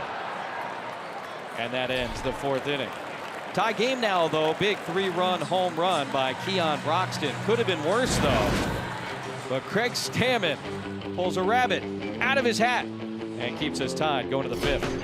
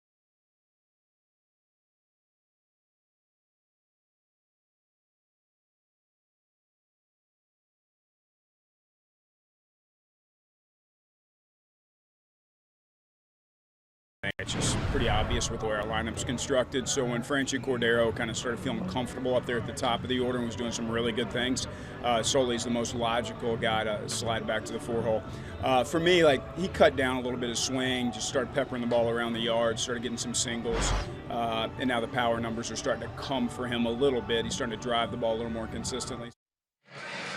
Andy Green talking about his cleanup hitter tonight, Yangervis Solarte, and as you may recall, Yangervis started the season in the number 4 spot, struggled. A few weeks ago, Andy put him in the number 2 spot to try to shorten his swing up a little bit, and it worked. He hit .317 while hitting in the number 2 slot, also had a .414 on-base percentage. So Andy does not want Yangervis to start thinking like a number 4 hitter, like he has to start hitting home runs again. As Andy said, the home runs will come. He wants Yangervis to just concentrate on getting on base. Hopefully he can do it this inning, guys. All right, Bob, thanks a lot. Yeah, the psychology of lineup construction. If a guy ends up in a certain spot, he thinks he's got to do a certain thing, as Franchy Cordero shows bunt. Leading off here in the 5th inning, Myers, and then the aforementioned Yangervis Solarte. Seemed to work, too. No doubt about it, as you heard Andy and Bob talk about. When Solarte moved to the 2-hole, that's really when things got going for him. Ball and a strike to Franchy Cordero. Our Ram Trucks tools of the trade focuses on Franchy Cordero. You think he likes the low ball? Well, let's check it out. He's hitting some home runs, 3 total. Off Bronson Arroyo, down, right at the knees, taking it the opposite way with some pop. Another pitch down, a changeup. Some serious pop in this kid's bat. And let's see if the Brewers, because word travels quickly. See if the Brewers, they get ahead, they try to elevate the baseball against Franchy Cordero. It does not take a lot of time for the league to figure out what you like and don't like as a hitter. And then that cat and mouse game is on. Reaches for one here, and it evens up 2 balls and 2 strikes. Especially today, the sort of age of information. You've got so much available, scouting report wise, video wise, statistic wise. Hey, if I'm pitching the next day against the team, first of all, like maybe next series, okay? I'm going to get on MLB.com on my phone, and I'm going to go through their lineup and go through their highlights, video highlights of who hit the ball well that night. See, what the count was, where the pitch was, the situation, runners on, no runners on. I mean, it's such a great tool to have. Plus all the stuff like you mentioned in the clubhouse with all the video techs. Yeah. Mike Tompkins is down there working hard, like a Trojan, each and every night for his ball club, getting video put together. It's a huge part of the game. And a nice job by Cordero here to work it full. 3 balls, 2 strikes. Garrett coming up on 80 pitches. You watch a lot of video in the 80s? Video in the 80s? As a pitcher? They had a hammer and a chisel on a piece of stone. Tried to hold up, they check it third, and he did not swing. So a leadoff walk. And Franchy Cordero has drawn 2 free passes here tonight against Junior Guerra, leadoff man aboard for the Padres for the 3rd time in 5 innings. I mean, we talk a lot about Tony Gwynn watching video as a hitter, but he was like the only guy. Yeah. He started that, and now it's as commonplace as anything. Will Myers hit an absolute mammoth shot to to center field his first time up. It was in the 1st inning. Oh. Pena coming back, plenty of room here in Milwaukee. Does he have enough? He does.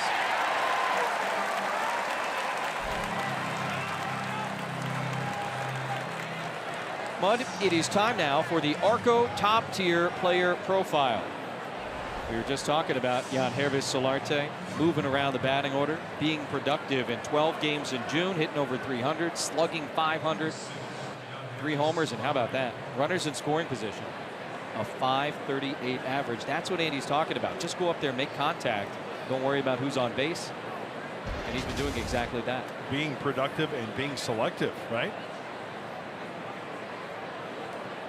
0 for 2 tonight.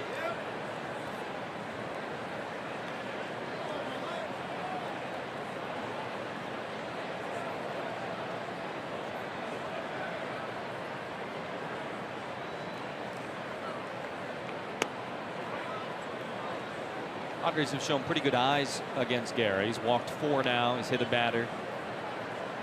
There's real patience there, and with such a young lineup, I mean, that's not always going to be given on a certain night.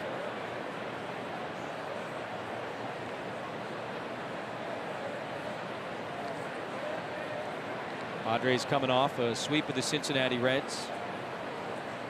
The games they've lost against Central Division opponents this year were the 3 to the Brewers last month. Thames over towards the dugout railing, and a couple of pop outs here in foul territory. For a couple of outs after the lead walk by Cordero, and it'll be left up to Hunter Renfroe here in the 5th. Padres swept the Cubs, swept the Reds, but lost 3 out of 4 to the Brewers last month, and now a rematch with those Northsiders coming up later on this trip. Brewers probably pretty appreciative of what the Padres did the last 3 days. Speaking of home runs, big time power out to left field for Renfroe back in the 1st inning. Padres have not scored since, though. They have had men aboard in the 3rd, the 4th, and again here in the 5th.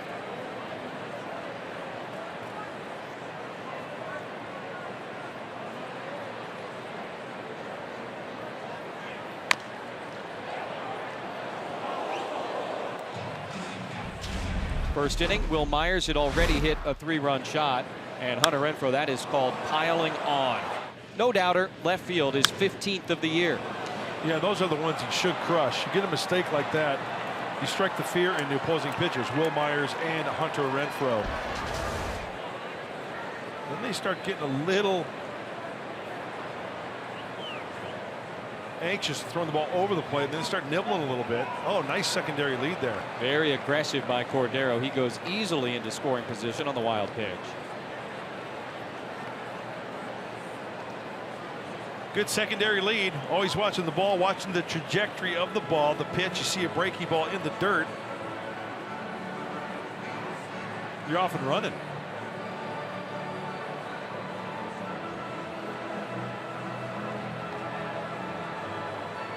So Cordero at second base. He's already scored 1 run tonight. Came home on the Myers homer. And Renfroe an RBI opportunity here in a tie game in the top of the 5th. Out in front, 1 and 2. Splitty, Uncle Splitty. Split finger fastball.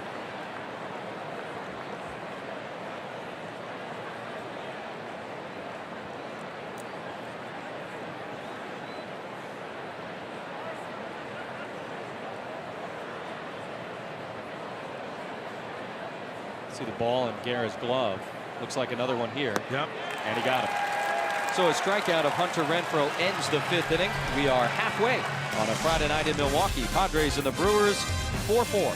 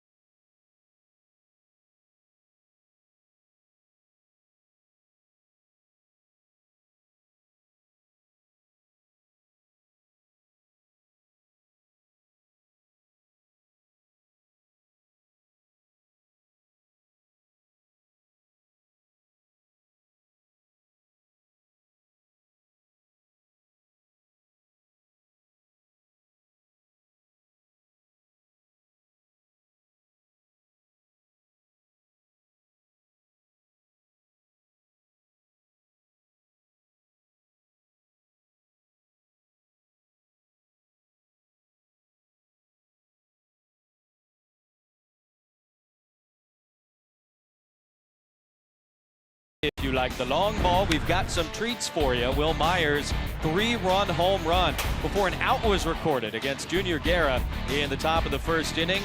2 batters later, Hunter Renfroe, number 15, a long drive to left field, and the Padres had an early 4-0 lead. Brewers, though, would get one back in the second. That is Travis Shaw. That's his 12th of the year, going out where Myers did off the scoreboard in center, and then a 3-run shot in the bottom of the 4th by Keon Broxton. That tied the game 4-4. That was against Miguel Diaz. And now Craig Stammen back to work in the bottom of the 5th inning with the top of the Milwaukee order at the plate. Sogard popped out in the first, was struck out looking by Diaz in the 3rd, and he swings and misses here as Stammen hops on top of him. No balls and 2 strikes. Well, we've talked about the Brewers' record and all the home runs from Thames in April, but with all of that going on, Milwaukee got off to a 13-13 start with all those home runs for Craig Counsell. And it's not a bad April, obviously, but since then, more wins. They've played better baseball, but they're not hitting the same number of homers. Tonight not included, of course. Myers will take this one to the bag, and Sogard out for the 3rd time in 3 trips to the plate. And they've become a little bit more of a small ball team in May and June, using that speed that they've got. Got a lot of sacrifice bunts, and it's kind of an interesting adjustment after what sort of looked like from the outside a successful first month of the season. Yeah, I don't think there's a lot of teams out there that want to be labeled as maybe one-dimensional.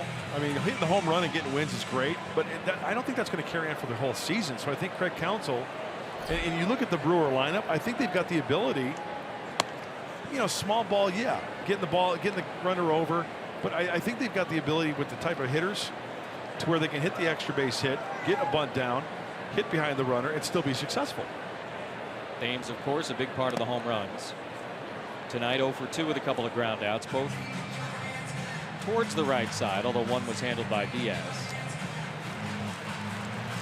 It would turned out to be the game-winning home run for them last night in St. Louis, as the Brewers took 3 out of 4 from the Redbirds.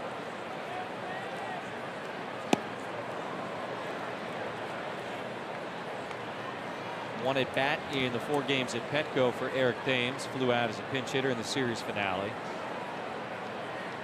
He is, by the way, literally a beer maker, not just because he wears a Brewer uniform. He and a couple of his teammates, relief pitchers Oliver Drake, Corey Knebel, they went over to Miller, just behind us here, about a mile away. They're into the hops and barley, huh? And they brewed their own brew. And they're going to have it here at Miller Park later this season. We don't know yet what it's called, but apparently it's an IPA. Thames into the beer. It's a thing for him. He actually talked about that when he signed with the Brewers. Like, oh, it's a good beer town. I love beer. And I would say if you're into beer, playing for the Brewers would be pretty cool. But perfect. San Diego claims to be a pretty good beer town on its own. I'll take San Diego beer over Milwaukee beer personally. No offense to anybody. I think I'm right there with you. Thames battling here. So yeah, the yet to be named Eric Thames IPA coming to Miller Park. Oh, it's an IPA, huh? It is. That's all we know. India Pale Ale. 30 years old. You probably know the story by now. Big league time with the Blue Jays in 2011 and 12. Little bit of time with the Mariners later in 2012, and that is it before this year in terms of Major League Baseball. Last 3 seasons in Korea. This one's hit well out to right field. Renfroe going back, and it'll be up against the wall. Gets away from Renfroe, but Thames not even going to think about challenging the arm. He's into second base with a double. So 1 out, runner in scoring position against Craig Stammen. Oh, it was a breaking ball from Stammen. He just didn't get it down enough. He actually goes down and gets it out in front. And, you know, this ball is hit hard on the line that Hunter Renfroe, no chance of him getting to that one. And like you said, Jesse, he's not going to try to turn that into a triple. So the last 3 years in the KBO. And now starring for the Brewers at first base, and a big part of their first place standing here as we lock in on the first day of summer.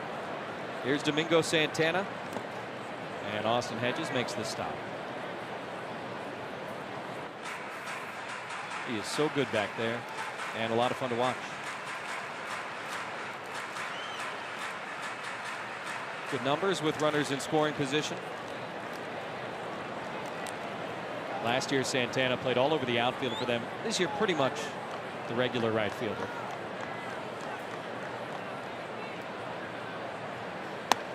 Stammen gets the fastball by him. I don't think he was trying to hit it to the right side there. Swung so hard his helmet fell off.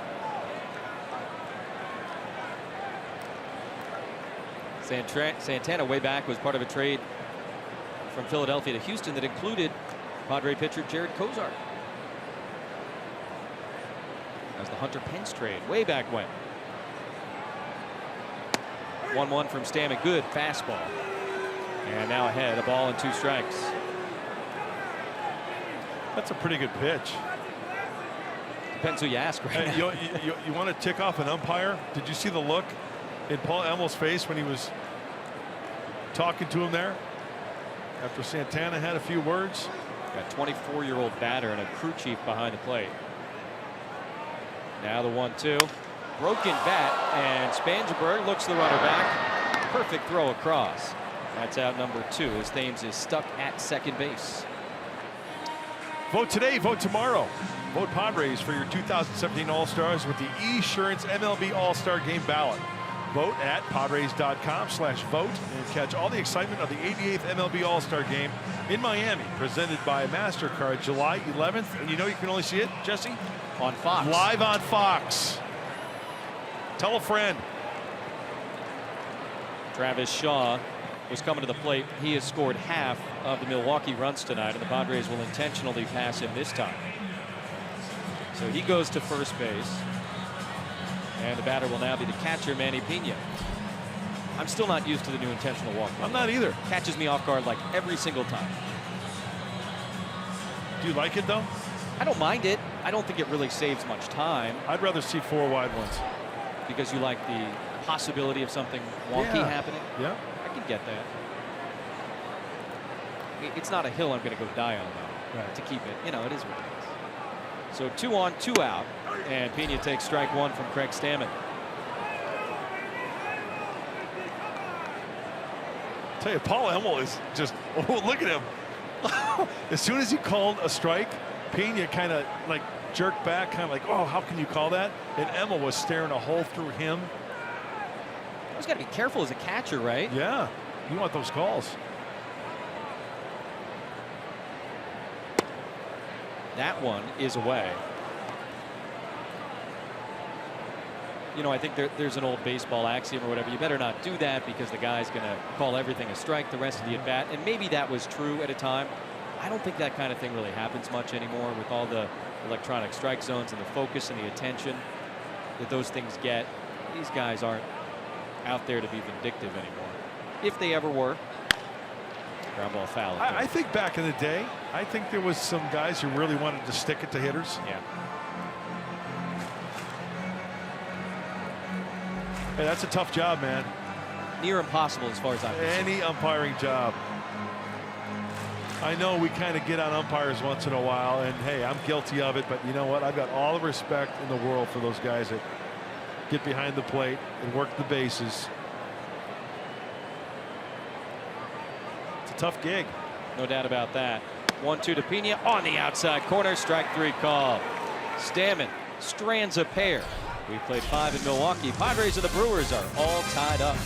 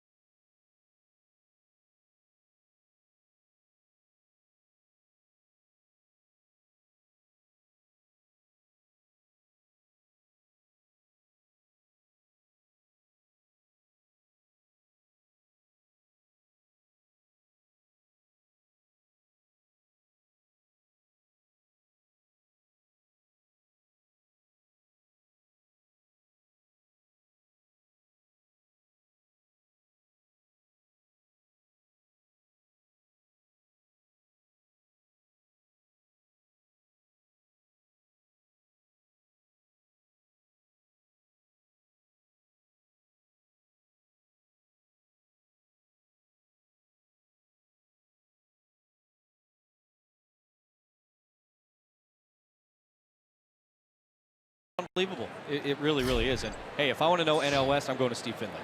He's got to know that thing better than anybody. Yeah, and I will concur. I think Mike Pomerantz is nuts. Corey Spangenberg leading off against Junior Garrett. Tie game here, top of the 6th. So are you buying or selling on the Rockies? You know what? It's really hard for me for them to feel that they're going to stick in there. You know what? I picked them as the surprise team, as the wild card team. So I have to stick to my guns. I think they're gonna hold on. It is very tight at the top. So the standings earlier, just a game difference. The Arizona and the Dodgers right there. I think it's going to boil down to Dodgers Rockies. Okay.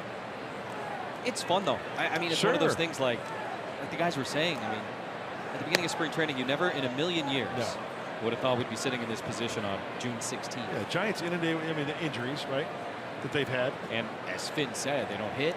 They're not pitching right now. Bumgarner's hurt. That obviously is a big blow. 2 balls and 1 strike to Spangenberg. 0 for 2 on the night. Handled by Thames. Nice flip. And 1 away here in the top of the 6th inning.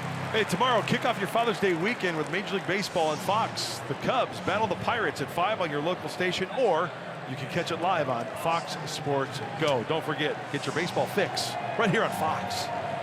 Cubs probably the biggest surprise in the National League in terms of record, even more than the Rockies as far as I'm concerned.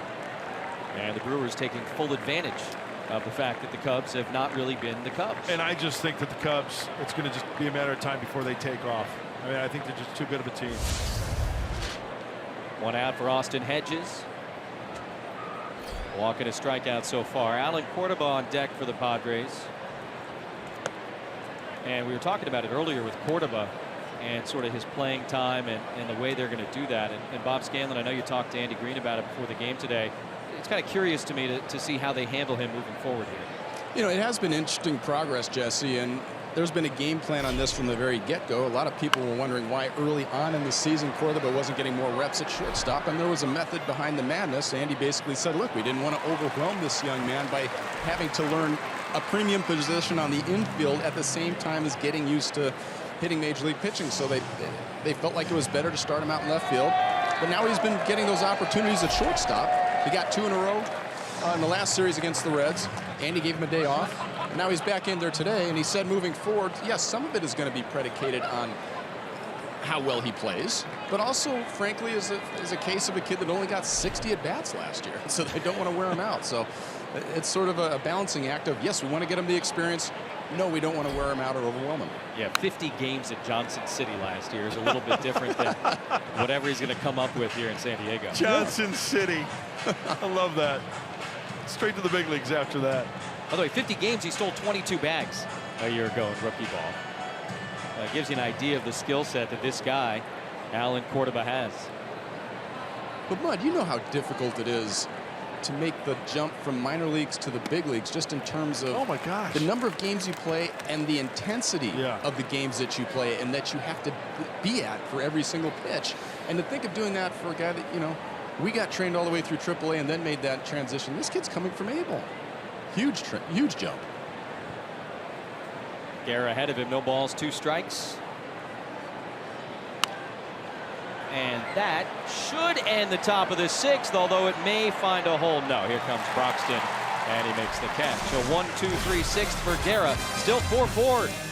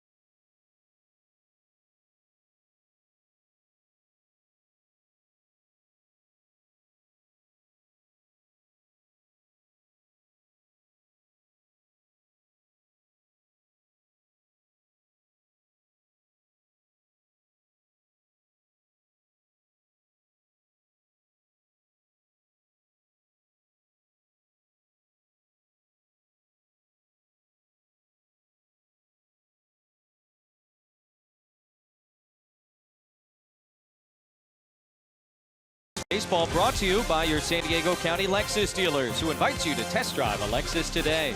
And by Sequan Casino. Sign up for the Padres Club card right now.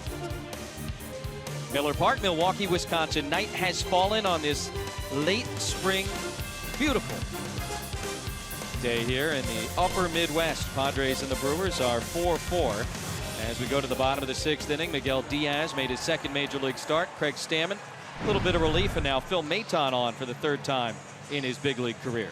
Only his 3rd game for the right-hander Phil Maton.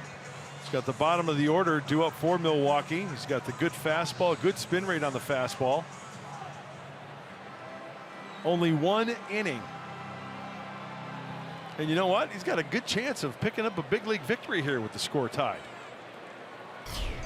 Would be his first. Here's Keon Broxton, 3-run homer his last time. That tied the game at 4. That's where we still are as he comes to bat again. 10th of the year for Broxton. Hit one in St. Louis last night as well.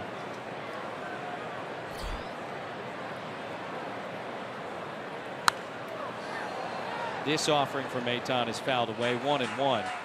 You see Maton out there wearing number 88. That was the number he wore in spring training, and I asked him if he chose to continue to wear that number here when he got the call to the big leagues. And he said, well, they gave me a couple of options, and none of them really meant anything to me. So I said, I'm going to ride with 88. Yeah. Why not? He had a great spring. And you know what that tells me? Here's a kid that is just grateful to have a big league uniform. You can be number 100 if you want.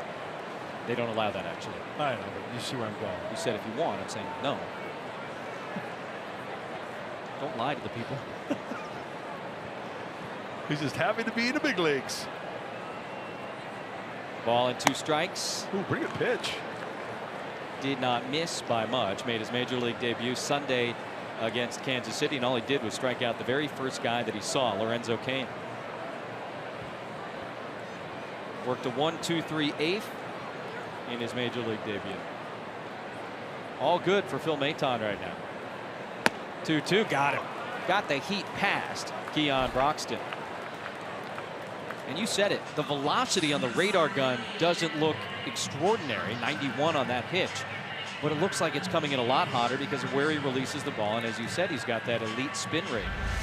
Yeah, we talk about spin rate, and what I believe spin rate, and we could talk to Bob Scanlon about this because we've had this discussion, I think, in spring training, but it seems like the ball, it just has a continued life through the zone. Sure, the ball's going to decelerate once it leaves the hand, but the more spin you have, the more true it stays through the zone. And they've gotten it down to a science as far as average Major League Baseball spin rates and what the average is, and if you're above that, how that can be beneficial to a pitcher. But I see it in this kid. As soon as he starts throwing his fastball, the way hitters react, it looks like it should read 94, 95 on the gun, doesn't it? And you look and it says 91. And I was just looking at his spin rates. The league average in general is about 2,200. He's at 2,400 revolutions per minute. So he is definitely above the average, and that may explain how he gets away with that 91-mile-an-hour fastball upstairs, and it looks like 95. That's exactly it. And some guys on the other end will have a spin rate that actually makes their 96-mile-per-hour fastball look like a 94-mile-per-hour fastball, which of course is a great disadvantage. And that's why it's become such an important thing that these teams look at when they're scouting players. Yeah, and also the spin rate on a breaking ball. You know, the elite pitchers on a breaking ball anywhere from 2,600 to 2,900. The average on a curveball is like 2,400. But I tell you what, you know, a lot of these sabermetric things I don't buy into, but I'm a firm believer of spin rate. It's not so much a stat as it is a measurement. Right. You know, I mean, it's not something that somebody concocted and made a formula for. It's just something that with the newer technology they're able to track. And Jesse, as you pointed out, some teams are purposely drafting kids who have high spin rates. Specifically, the Tampa Bay Rays, I know, are doing that a lot. This one's hit well out to left field, but Jose Perella was playing it perfectly. He makes the catch. 2 away. But I would like to point out that you don't have to have spin rate to be successful in the big leagues. There's different ways of getting guys out. If you don't have a very high spin rate, there's a chance that you could have a very good power sinker. So It's knowing what your spin rate is going to work with how you try to pitch. In other words, if you got a low spin rate, probably not a good idea to try to throw four-seam fastballs up in the zone. That was the case for me. I never had a spin rate back in my day. They didn't measure them, but I'm pretty sure that it was low. I threw a lot of sinkers. Mud, any idea what you might have been? Oh, the only spin rate I remember is my hat spinning on my head after line drives right up the middle. There you go. Yeah. My spin rate on my hat was like 10. 10 RPMs? Yeah, 10 revolutions after the seed rocket was hit right by my noggin. But you know what, though, Scan? Looking back the way I pitched, I'll bet you I had high spin rate. So you were a four-seam guy up in the zone? Yes, I was. You and I were opposites. Yeah. But I think there's two ways of doing it. But it is interesting now that teams understand to try to help guys be more successful with what they naturally do. And then the next question I have is, well, can guys improve their spin rate if they want to? I don't know that we've seen many guys that have successfully been able to do that. That's got to be the next big question, like you said. Yeah. Here's an 0-2 pitch. Maton looking for a 1-2-3 inning. Perella looking for that one in the gap. He's found it. He's got it. And it is a 1-2-3-6 for Phil Maton. Padres and the Brewers locked up in Milwaukee.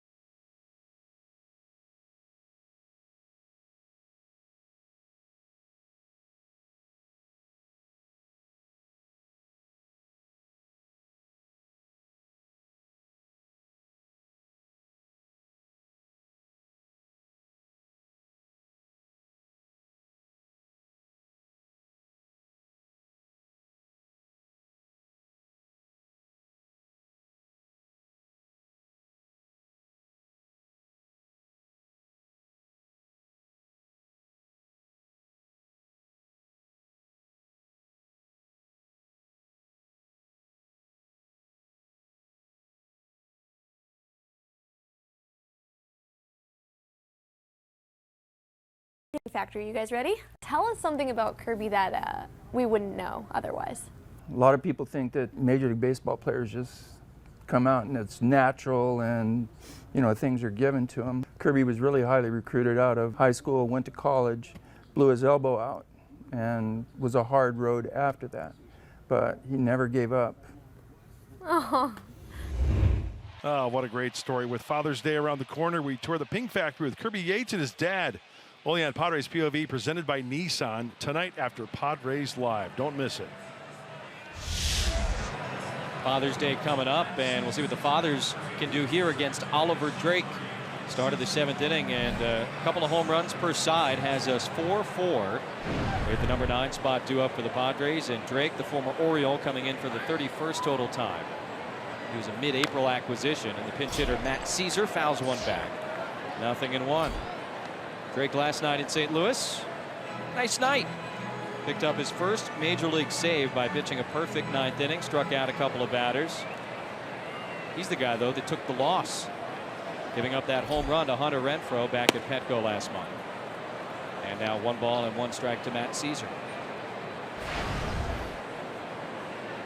Throws a 4-seam fastball, a splitter as well, like Guerra, mixing in a slider and a sinker.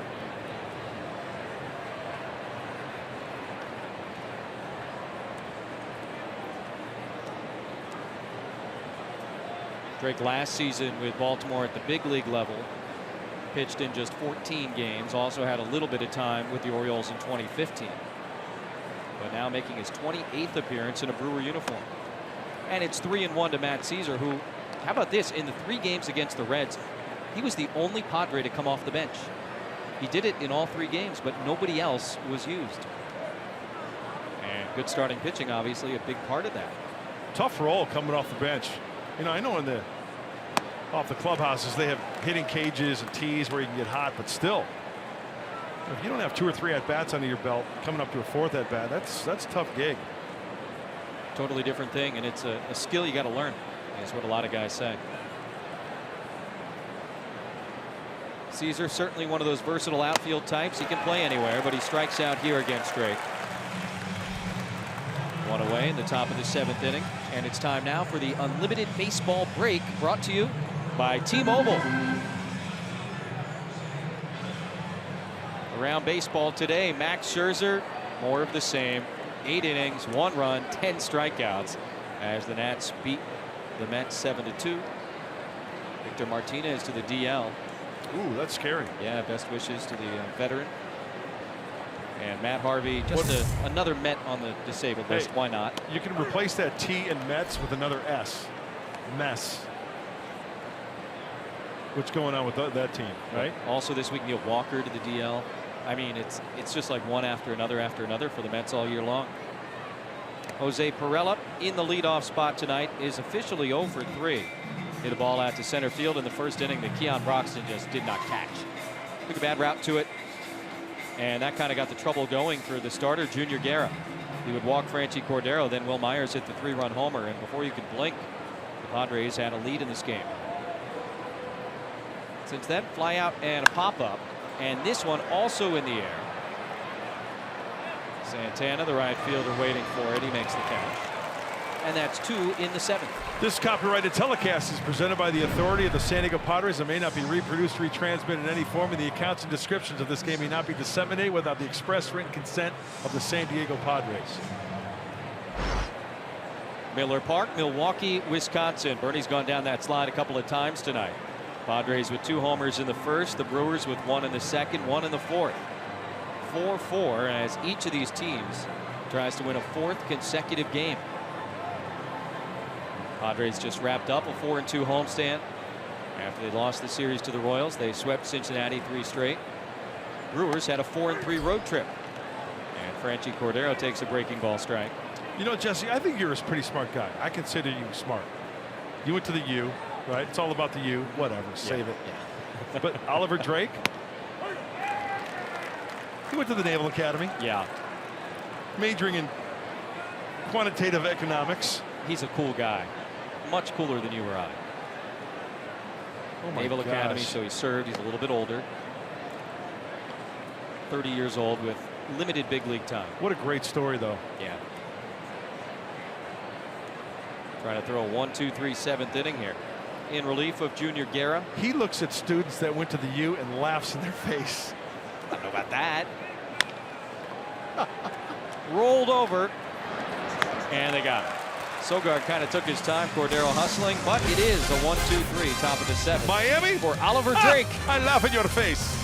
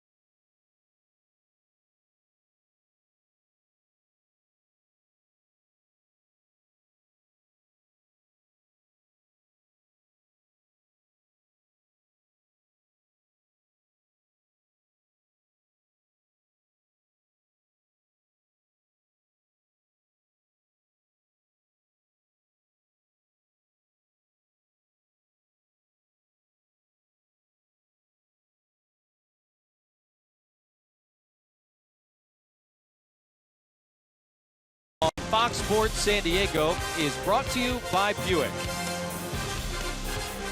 and by Petco, where the pets go, and by Jack in the Box. Come try the new sweet or spicy barbecue bacon cheeseburger and chicken sandwich, limited time only.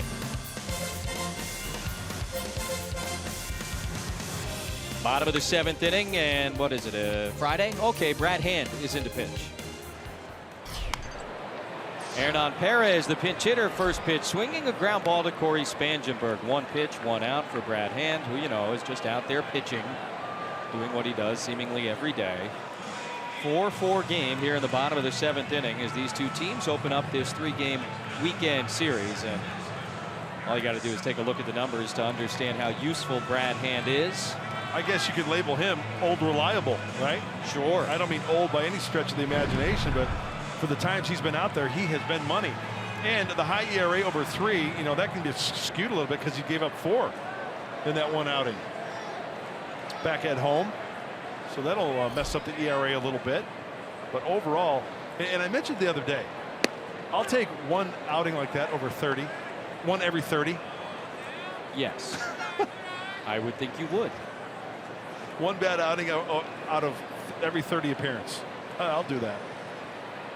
Incredibly valuable, incredibly versatile. Yes, he did. I'm not getting into that with you. I feel like every time you and I work together, we have a whole conversation about check swings. He went. What's your interpretation of that rule? He offered at it. That's a go. Isn't it that he intends to swing? That's it. That's an offer. Ball and a strike. You know, Good, there's nothing in the rule book about that. No, I know. And I know you know because you travel with your rule book. You were literally reading it on the plane the other night. I love my rule book. I know you do. It's like your Linus security blanket. Hey, on Peanuts night? There you go. Good reference.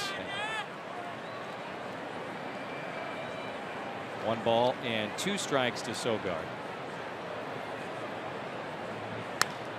Kind of reaching for it into center field. That's going to get down in front of Cordero for a base hit.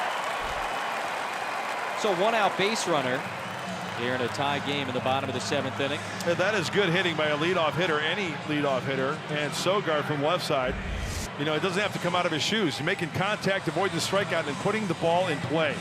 Taking that 82-mile-an-hour breaking ball exactly where it's pitched for the 1 out single. Now Eric Thames. He doubled his last time up.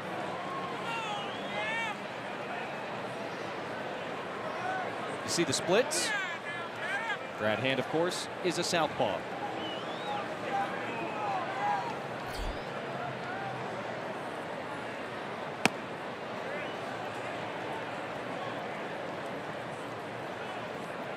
First offering from Hand goes around the plate, 1-0.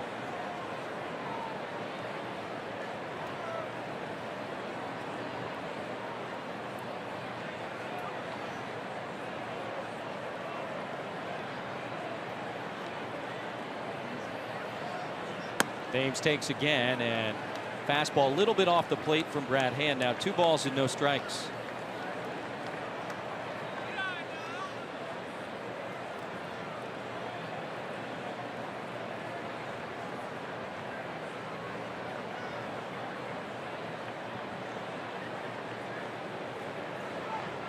Thames had what turned out to be the game-winning home run last night in St. Louis. Fouls this one away, and he enters 1 home run shy of the National League lead into play today. He's also up there in walks in the National League, just 3 behind Paul Goldschmidt for the lead. It's always impressive to me when a guy can combine good home run numbers and good walk numbers. He's talked a lot about his time in Korea. He said he really learned how to be a hitter there. Yeah. A lot of breaking balls in that league. Totally changed his approach.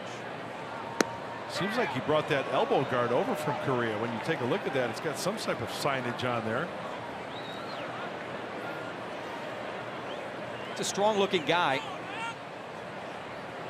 He did talk a lot about watching Barry Bonds videos when he was in Korea. He really had a lot of time to himself. And it's a very Bondsian-like piece of armor. So he didn't really have many friends, much to do when he wasn't playing baseball. So he watched a lot of baseball videos. That curveball is into center, and that one is going to get down. So a couple to get in front of Cordero. Back-to-back singles with one out in the 7th. And the Brewers are in business with Domingo Santana coming up. Breaking ball off the end of the bat. Let's take another look. Well, you can see Thames kind of opens up a little bit too quickly, but off the end of the bat, and that's a changeup. We talk about changeups out of the hand of pitchers. How about the changeup off the bat? Big swing, little flare out to shallow left center field.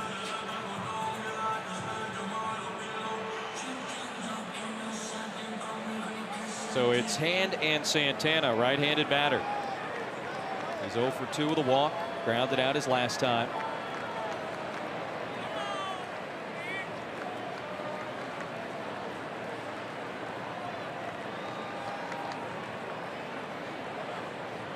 See, they play behind Thames at first base, so both runners with pretty good leads out there. And a ground ball to shortstop could be 2. Córdoba, Solarte, Myers, just like that. The inning is over. Brad Hand comes on. He does his thing. Another scoreless inning of relief. And what do they say a pitcher's best friend is? A double play. 6 to 4 to 3, and we're still tied going to the 8th.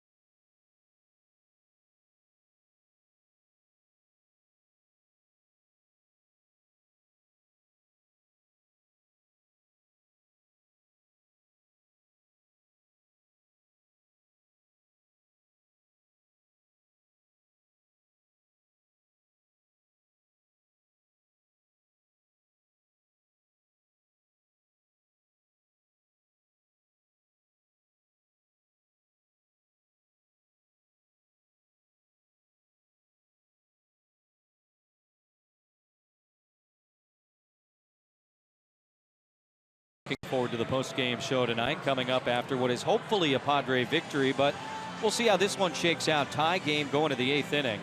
And in to pitch for Milwaukee, the 27-year-old right-hander, Jacob Barnes from Dunk City, went to Florida Gulf Coast. 36th appearance of the year for a guy that was last year at Colorado Springs for the first half of the season. And you see the numbers in a very good amount of work so far this season. He's got one win in relief. It came at Petco Park. And a 98-mile-per-hour fastball misses to Will Myers. 1 ball and no strikes. Well, the walks could be an issue for Barnes in those 32 innings. 16 walks. Throws about 96. Pretty much 4-seam fastball and a slider. Myers lines that one hard but foul. 1-1 in his last appearance on Wednesday in St. Louis. He gave up a 2-run homer to Aledmys Diaz of the Cardinals. Out there trying to get back on the horse against the heart of the Padre order. Myers, Solarte, and Renfroe here in the 8th inning.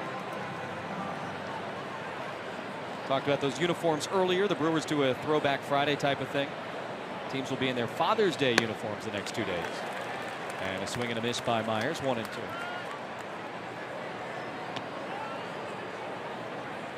Saw Will's dad on that father's trip that the Padres had in Phoenix last time.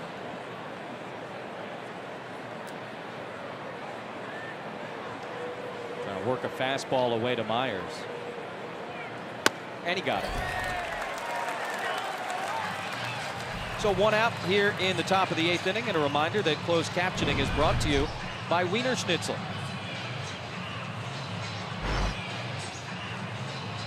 Barnes was good right out of the chute for the Brewers. Didn't allow a run in his last 12 appearances. Since then, ERA's gone up a bit. He has not done a great job of retiring the first man that he faces, but obviously here tonight he got Myers. And now it'll be on Yangervis Solarte.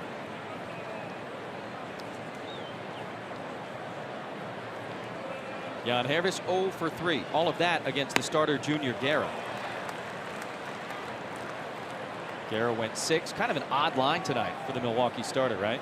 4 runs, 3 of which were earned on just 2 hits, the 2 home runs. He walked 4, hit a batter. Now 0-2. Well, you talked about it at the beginning of the game, Mark, that the Brewer close game relievers have been really, really good. Saw Drake in the 7th. Now it's Barnes here in the 8th. Got Knebel in their back pocket. And he's a tough one. He's been incredible.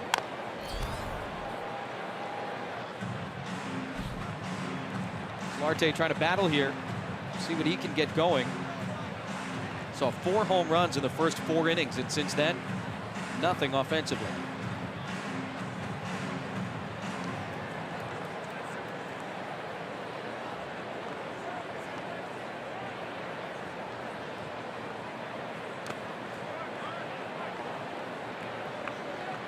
I just always am amazed at hitters late in a game like this when you have to face the back end of a bullpen high leverage guys. I'm talking 97, 98.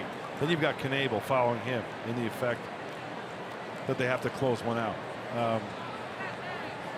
It's just amazing. Nobody throws out of the bullpen. It seems like nobody throws below 95 anymore. It's one of the big changes this generation of baseball. Unless you've got a specialty pitch, you throw below 95, right? 2 balls and 2 strikes, or you're one of these spin rate guys like we talked about with Correct. a Maton or a Buchter, where maybe it's going to be low 90s, but it looks like Quackenbush is a high spin rate guy. Yeah, Quack is, he throws 91-ish, but yet he'll get swings and misses top of the zone. It looks like 96. There is Knebel. He has struck out at least 1 in every appearance this season. Solarte to deep right field. Santana at the wall. 5-4 San Diego. 7th of the year for Solarte, and the Padres' 3rd home run of the night. Puts them back on top. 5-4 here in the 8th. Moonshot. Bust out the launch angle on that one. Oh, I love launch angle. 2-2. Looked like, was that something off speed? He was out in front of it a little bit. I don't know. Kind of tough. Who cares? It's gone. Santana says, oye, como va? And I say, cuidado, piso mojado. Pods take the lead. Barnes allows a home run for his 2nd consecutive outing.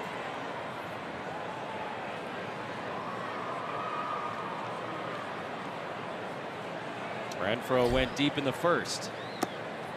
And now 2-0 to Hunter.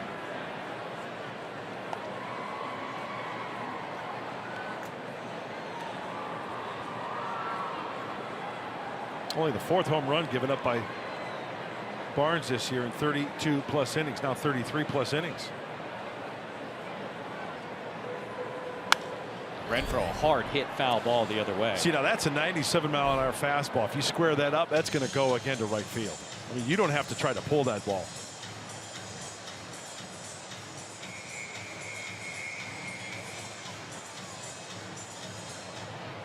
So the Padres have taken the lead, hand worked the 7th. See how they decide to play the 8th.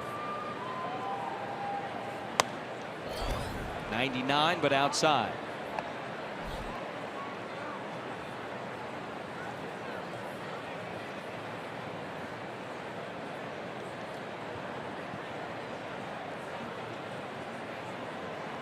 Hitters count, and a big swing and a miss.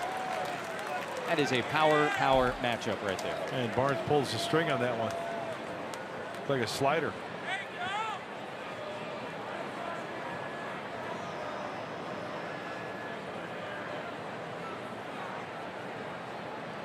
Everything has been away, and this one fouled straight back. Came in on him for the first time in the at-bat.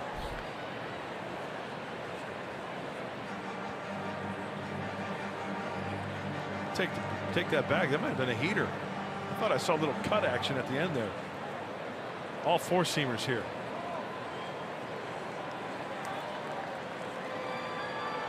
Seventh pitch of the confrontation is coming. And it's fouled back again.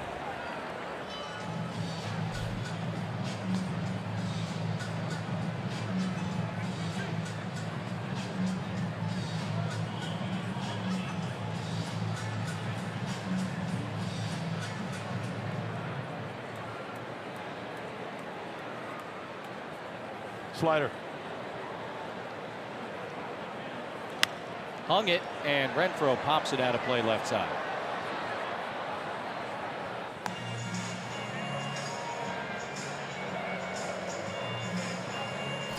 Corey Spangenberg waiting on deck. Hit one to very deep right field back in the 3rd inning. Caught at the wall by Santana.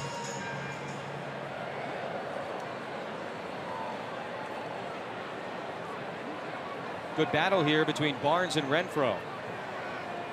This 3-2 pitch is chopped up the middle. That's going to get through for a base hit. What an AB by Hunter Renfroe. One out homer by Solarte, now a single. And the Padres looking to add on against Jacob Barnes here in the 8th as we go downstairs to Bob Scanlon. Jesse, a lot of discussion about this bullpen tonight, and we know about the blown saves that the Brewers have suffered, 12, second most in the National League, but keep in mind also they've got 18 losses. That's the most in Major League Baseball, and they're looking to make it 19 now.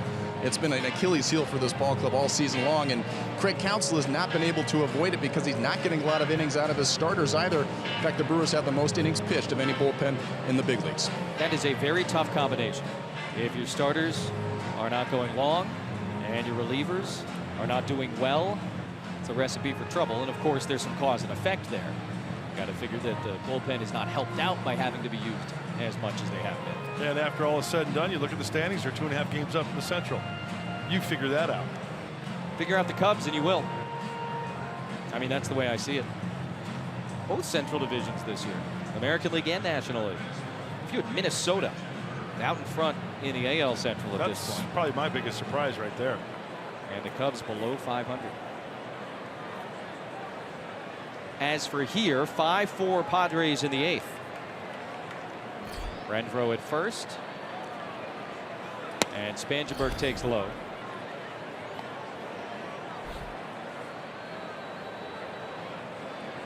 Corey, as mentioned, 0 for 3, a couple of flyouts and a ground out.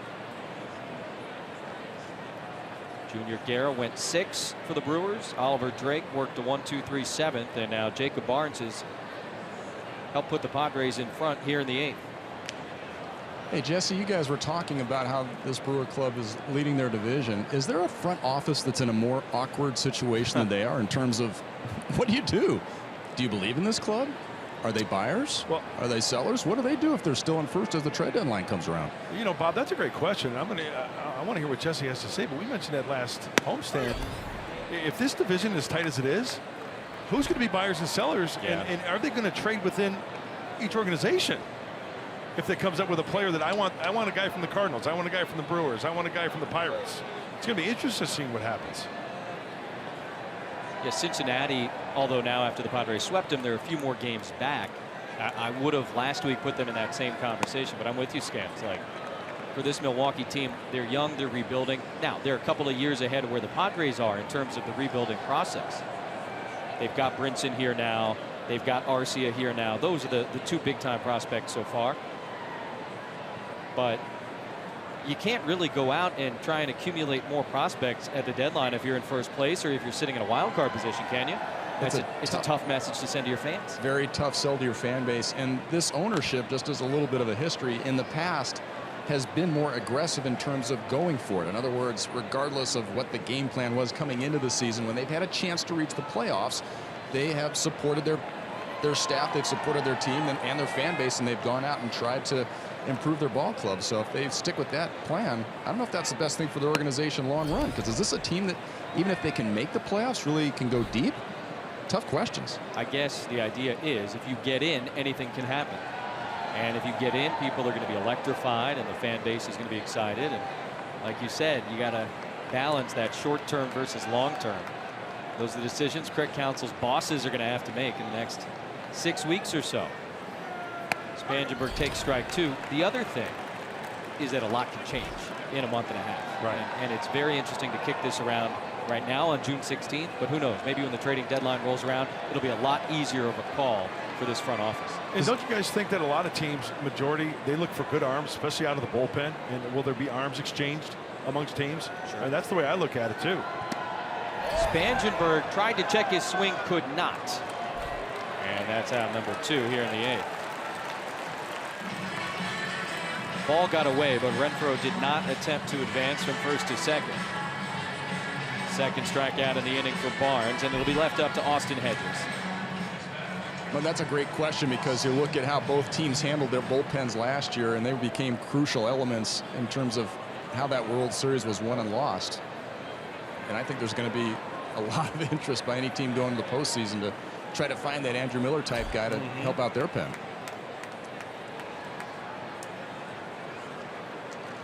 2 outs for Hedges, and he fouls one back. Nothing in 1. Austin tonight 0 for 2 with a walk, a strikeout, and a pop-up. 11 home runs, 34 RBIs. He has been a run producer this year for the Padres. Hey, going back to a question you guys were talking about earlier, don't you get the sense that teams are a little bit more likely to trade within division than they used to be? Absolutely. Hedges launches that one down the left field line, but it's going to hook foul. Yeah, I think gone are the days to where, you know, the Giants are going to trade with the Dodgers and vice versa, right? I mean, you're going to see more of that these days than like in the past. Well, the Mets and the Braves have traded every year, it seems like, near the deadline the last couple of years. That's kind of the big example everybody points to. But the Braves have been at the bottom of the standings, and the Mets have been near the top, so it's always circumstantial. I can imagine the Brewers and the Cubs being separated by 2 games, and Theo picking up the phone. I don't know. Staying the course, it's a legitimate challenge if your team sort of outperforms those expectations. 1 ball and 2 strikes to Austin Hedges.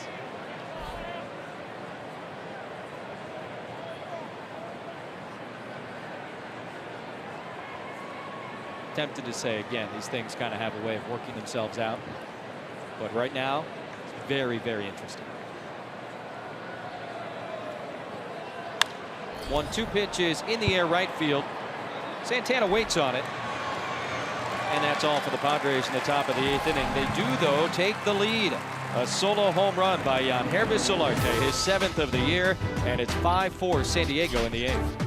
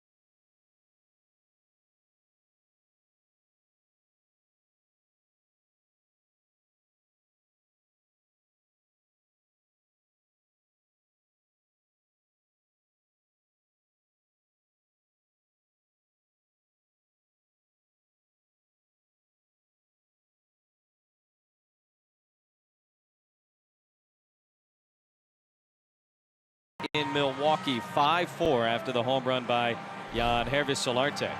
And Brad Hand on to work for a second inning here. That's the guy that could be the hero if the Padre bullpen can shut it down.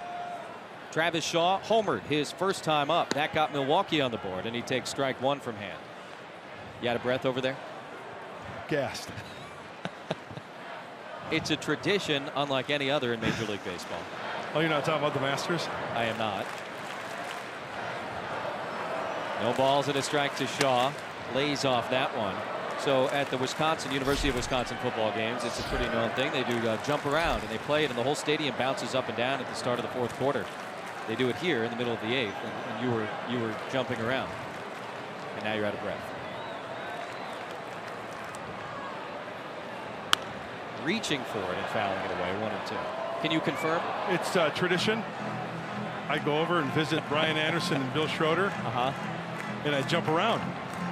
Now, do you House of Pain. Do you train for this before you come into Milwaukee? No. Do you sort of do some jumping jacks in your room or anything like that? No, but it's a workout. I can see. Try jumping around for a minute. You do the full minute. I don't think you would have gone that. I did maybe 40 seconds. I'm not even sure about that. Ball and 2 strikes to Shaw. Nice. Brad Hand. That's his first strikeout here in his second inning of work. 1 away in the bottom of the 8th inning. Day after the Padres score 5 or more runs, get 50% off any regular menu price online order at papajohns.com. Just enter the promo code Padres5.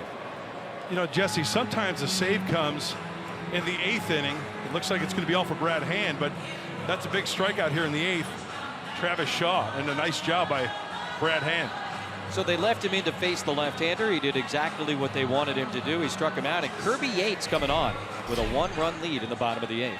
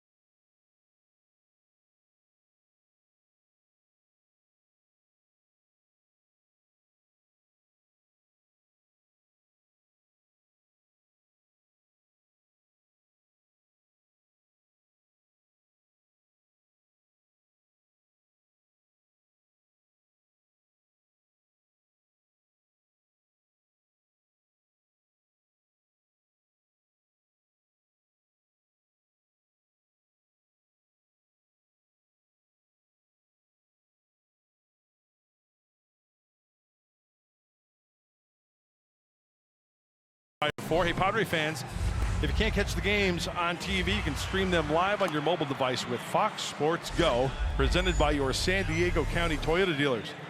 Download the app and take Padres baseball wherever you go. Kirby Yates coming on with 1 out in the 8th inning for the Padres. Pena and Broxton, the next 2 guys due up. Pena singled tonight. Broxton hit the 3-run homer that tied the game in the 4th, and Yates making his 21st overall appearance. He has earned this opportunity in a high leverage situation. On the road, high leverage, 1-run lead late. You betcha, Jesse. He's logged 3 or more strikeouts in 4 of his last 7 appearances. Kind of a short armor. Ball kind of jumps up there at 92. Kind of tough to pick up. There is some deception there in his delivery, but you're right, he's earned it. See Kirby and his dad on Padres POV after the post-game show tonight. And that one's hit well out to left field. We might be tied back up. We are. Manny Pena with a fist bump around first base. Another home run, and it's 5-5.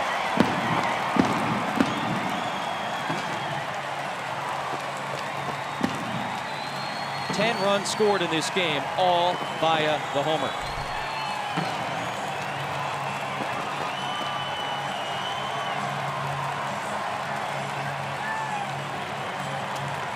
Well, it looked like a 1-0 slider from Yates. Let's check it out. He wants it down and away. Outer third at 84. Speeds up the bat of Pena. Ouch.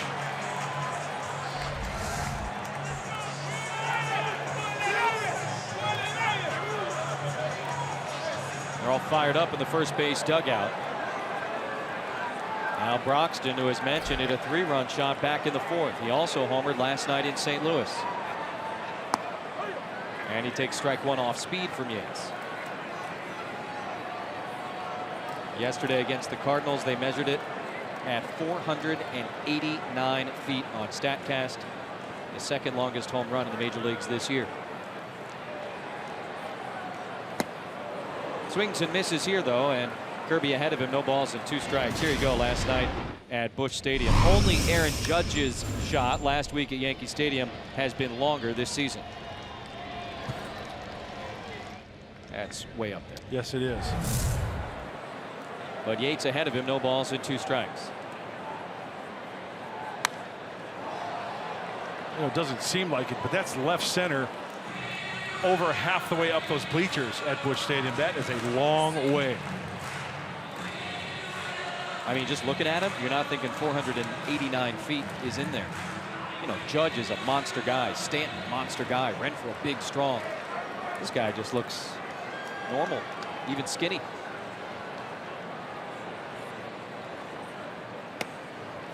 A little bit outside from Yates. Now a ball and 2 strikes.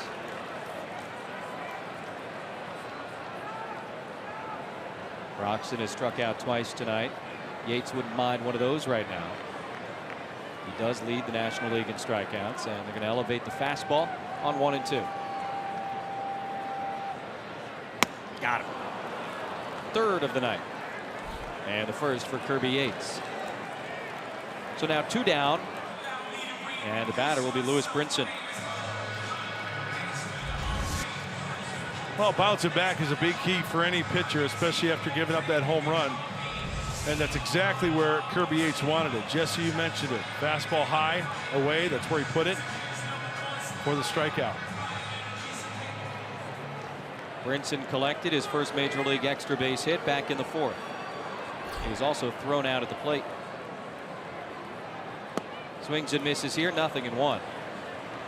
I see that Craig Stammen play all night on the highlight shows. All over social media already. Ground ball off the bat of Arcia, and Brinson coming home on contact, and Stammen reached back and made the play.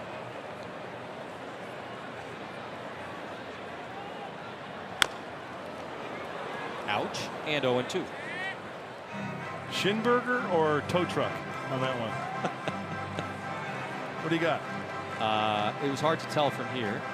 He's got the shin guard. Oh, he's got the toe guard too. Let's Check see. this out. Super slow-mo. Oh. Underneath almost. Huh. Yeah.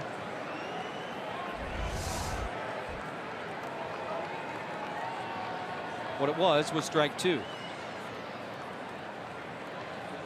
And that is strike 3. Kirby Yates, after the home run, comes back with strikeouts of Broxton and Brinson, but we are tied again going to the 9th.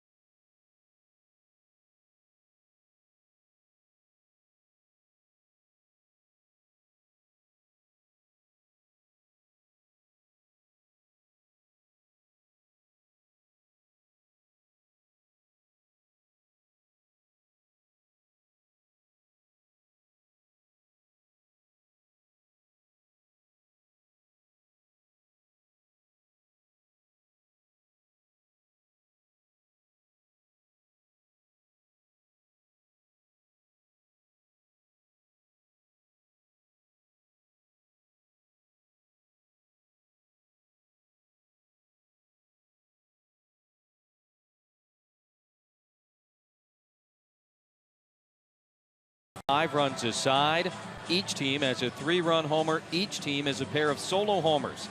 And we are all knotted up going to the 9th. And that means the Brewers can bring out their closer, Corey Knebel. And Mud, we talked about a little while ago, this guy has been so good here in 2017. 10 saves on the season. The home run tells it all. The 1-run lead for Milwaukee. 10 for 13. So the blown save is there as well. 33 2/3. Are you kidding me? 59 strikeouts for Corey Knebel. And look at the splits. Lefty's only 131 and righty's 167. Does not seem to matter. And we talked about the strikeouts. What an incredible streak. 34 straight games to open the season with at least 1 strikeout. It is the 2nd longest streak in Major League history. There you see the first. Back in 2014, Chapman went from May to August. He began his season that day, May 11th, 2014. And Knebel closing in on that record. 3 away to tie, 4 away to break. And so the Padres will try and perhaps put a dent in that here tonight. Primary thing, of course, would be string together a couple hits, maybe get a run and take the lead here in the 9th. Pretty much a fastball and curveball. That fastball 97-98 and a knuckle curveball out of the hand of Corey Knebel. Similar repertoire as Craig Kimbrell. Kind of looks like him a little bit out there. I know you love comps. Yeah, why not? Nothing wrong with that. Ball and no strikes to Cordoba. That's a fastball, and it's a strike. You make a good point, though, Jesse. Rather than trying to take the lead with 1 swing of the bat, try to be the hero, string together a couple of hits. There's the curveball for strike 2. And with the save out the window now, the Brewers can win in walk-off style. So Knebel trying to hold the Padres at 0 here in the 9th. He's ahead of Cordoba. Got it. 99. And the streak continues. 35 consecutive games to open the season with at least 1 strikeout for Corey Knebel. That's bringing it. And good location as well. 99, belt buckle high in the outside corner. Pitcher's spot here, so Kirby Yates will be hit for, and the switch hitting Eric Ibar comes to the plate.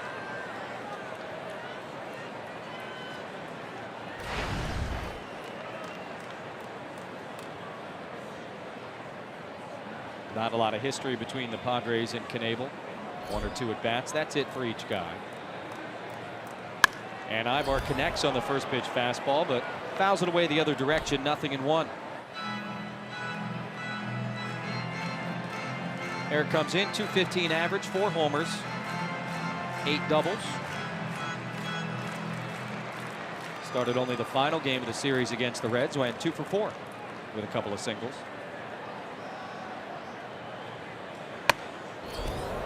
Look and out. 1-1.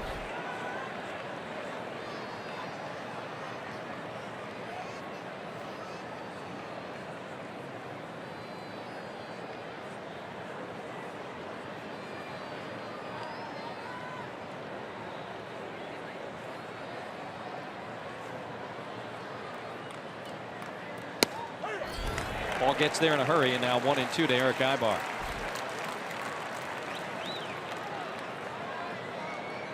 Longtime Angel turned 33 in January. Began the year as pretty much the everyday shortstop. Alan Cordoba getting a chance now. And Ibar off the bench. Will ground 1 foul at first base. Still 1-2. Got a little pop in there.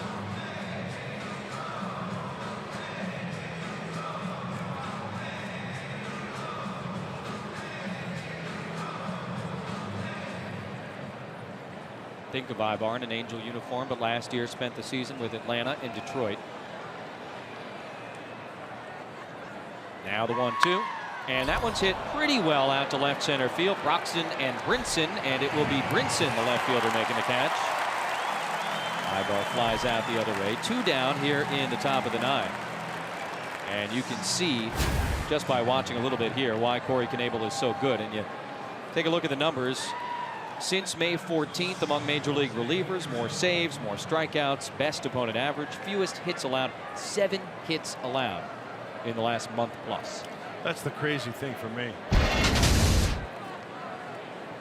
Strike thrower, strikeouts are there. Just amazing. Jose Pirela 0 for 4. And he lays off the curveball. 1 ball, no strikes.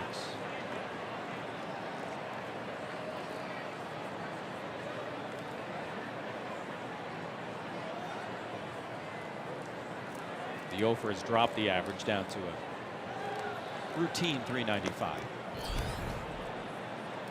2 balls and no strikes. He's got some pop. So does Franchy Cordero on deck if the Padres get there. For young hitters, tie game, 9th inning or extra innings. You know that temptation is there to swing for the fences.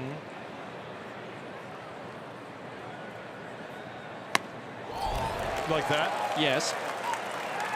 Especially with a power pitcher, I imagine. And with a pitch like that, you're not going to be able to pull that baseball. That's up and away, possibly a ball if taken. We mentioned it earlier. You got to square one up that's pitched away and try to take it that way. You can't try to pull that. Still ahead in the count. 2 balls and a strike. And now 3-1.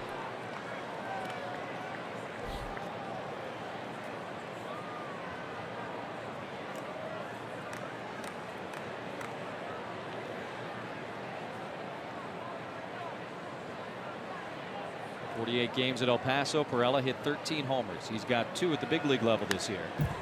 And he fouls that one back. Full count.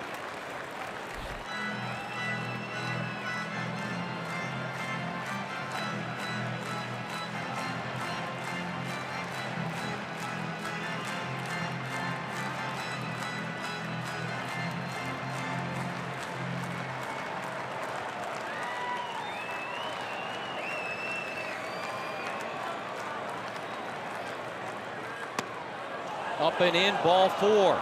So the Padres will have a base runner here against Knebel in the 9th. And Pirela does keep it going for Franchy Cordero. Good plate appearance right there. He had his 1 swing during the at-bat, trying to do some damage. Good eye on that last breaking ball to draw that walk.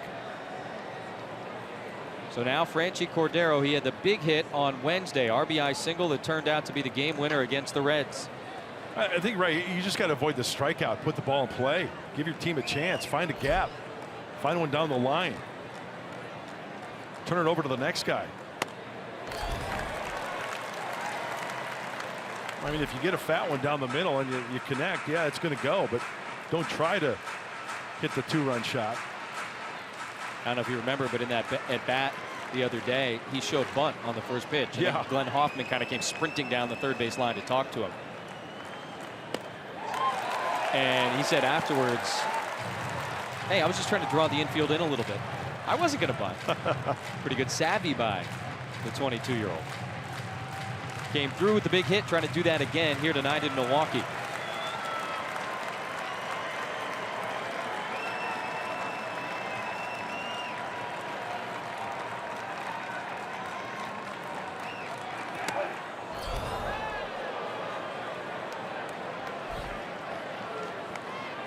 That'll get your attention. He wants a fastball up and in. If you know, that's where you want to miss.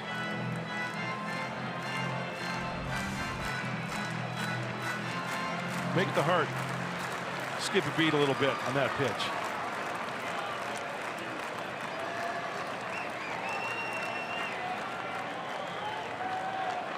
Got him. Oh no! Pena could not hold on to the ball. And new life for Franchy Cordero, though, still down in the count. 1 ball, 2 strikes. Well, that's one of those you can't practice as a catcher. And the old adage is, hey, make it hurt. Had it, couldn't hold it. And will the Padres, and Cordero in particular, be able to take advantage? Knebel going to bring the heat on 1 and 2. Runner goes, pitch high outside, Pirela into second base, and he is safe as the ball gets away, and now he's on his way to third. So Pirela, the potential go-ahead run, will be 90 feet away with 2 outs, and now a 2-2 count on Franchy Cordero. Tough couple of moments for the catcher Pena. Hey, good throw, I thought. As we take a look. Oh, you know what? He should have held on to that baseball. How does he not hold on to that baseball? I don't think there was a lot of contact even with the runner either.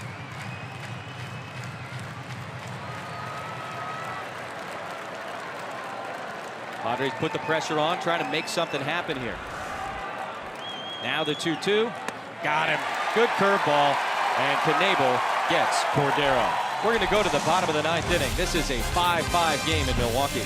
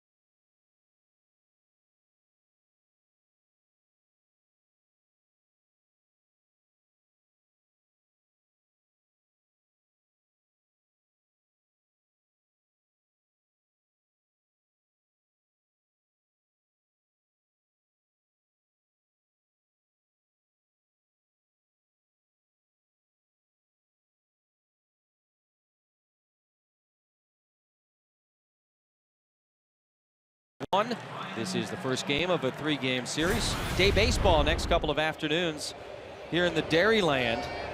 You got Dinelson Lamet scheduled to go against Chase Anderson.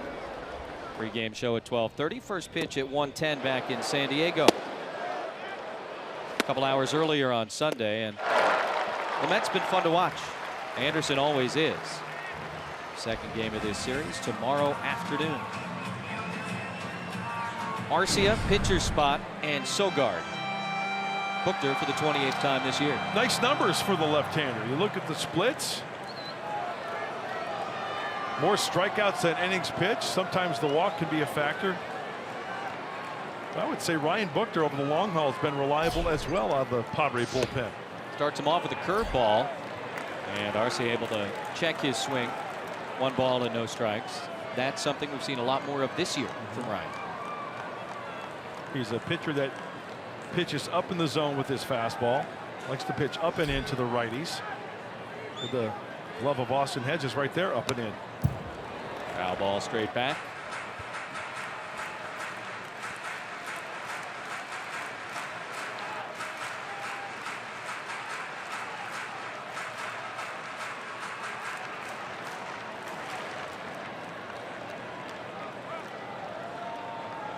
Going to batting average just 200 against Buchter this year. And now a ball and 2 strikes to the number 8 hitter, Orlando Arcia. Lefties, righties, doesn't really seem to matter. You saw the numbers. Left-handed hitters 182, right-handed batters 211. Talking about spin rate earlier in the game with Phil Maton, and Buchter certainly one of those guys. Radar gun misleading essentially. It looks faster than it actually is. 1-2, and Arcia takes high.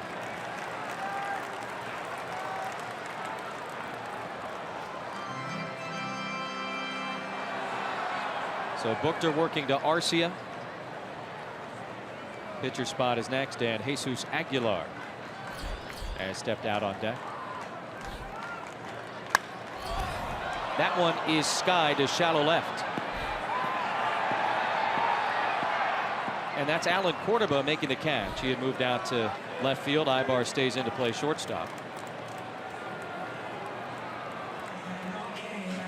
So So you're 20 basically years old, playing shortstop all night, and we're going to move you out to the outfield. And you notice a 20-year-old, 21, 22, especially if you know a youngster on this Padres team, Andy Green, say, hey, you're going to go play first base. Hey, no problem, Skip. Hey, strap on the gear. You're going to go behind the plate catch. Okay. So Cordoba's in left field now, and Jesus Aguilar, 287 average, 6 home runs, going to pinch hit for Knebel, and a fastball strike. When Thames was ill, when the Brewers were back at Petco last month, Aguilar started all 4 games at first base. He had 5 hits in the 4 games, including a home run.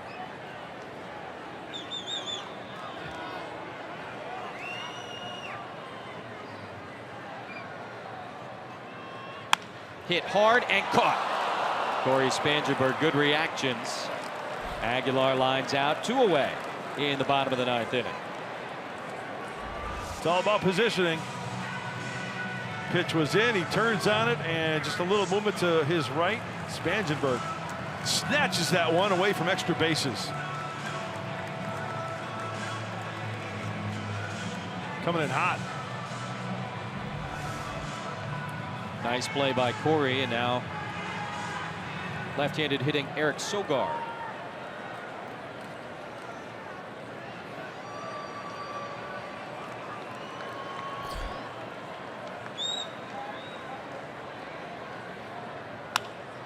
Little broken bat flare right field. Renfroe hops and catches, and we're going to extra innings in Milwaukee.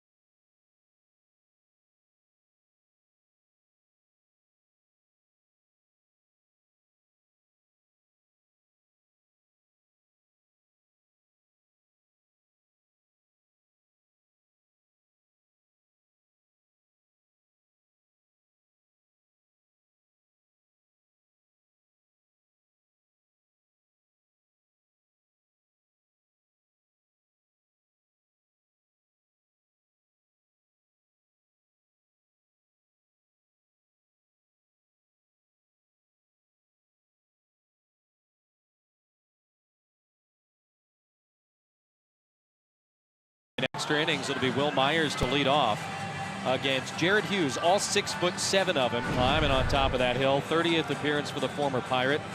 Pittsburgh released him at the end of spring training, and the Brewers scooped him up.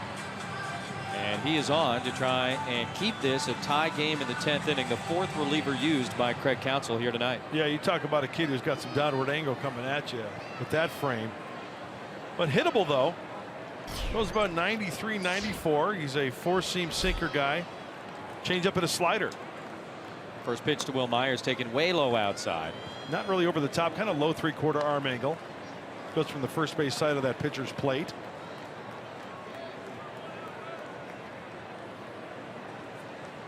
Myers has never seen Hughes before, but Will does have a big hit in this one.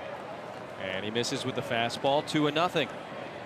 So extra innings for the Padres' 5th time this year. They're 2-2. Brewers already playing their 9th extra inning game of the season. They're just 2-6 when the game goes beyond 9. Will swings and chops one over to third base. Shaw kind of backed up on it. He makes the play.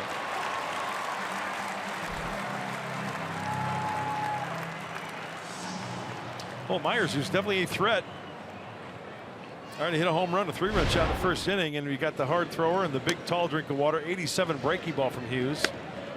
And he starts to go to the fastball behind.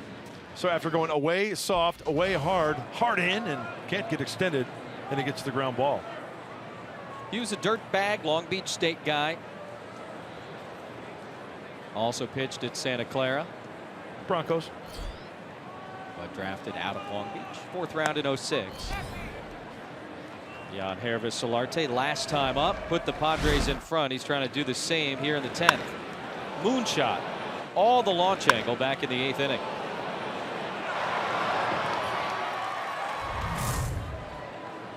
That made it 5-4. This will not. 2 away.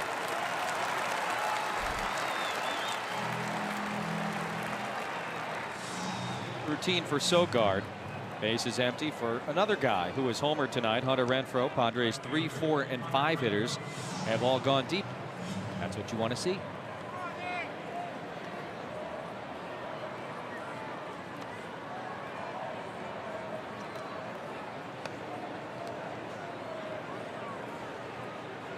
In the bottom of the 10th, by the way, 2, 3, and 4 for Milwaukee. Thames, Santana, and Shaw.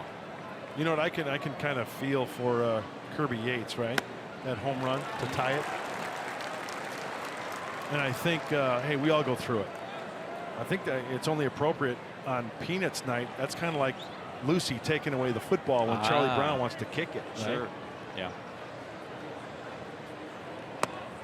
You've been working on that for a couple innings, haven't you? No, it just came to me, actually. I mean, how many years has Charlie Brown gotten the short end of the stick on that? Forever. It's a life lesson, you know. Just got to keep getting back up and trying. Don't get cynical. Hard hit, backhand dive. Arcia, long throw. Got him. Wow. What a play by the #1 prospect for the Milwaukee Brewers. Orlando Arcia, full extension from the outfield grass, makes the play, and that ends the top of the 10th inning. This thing is 5-5.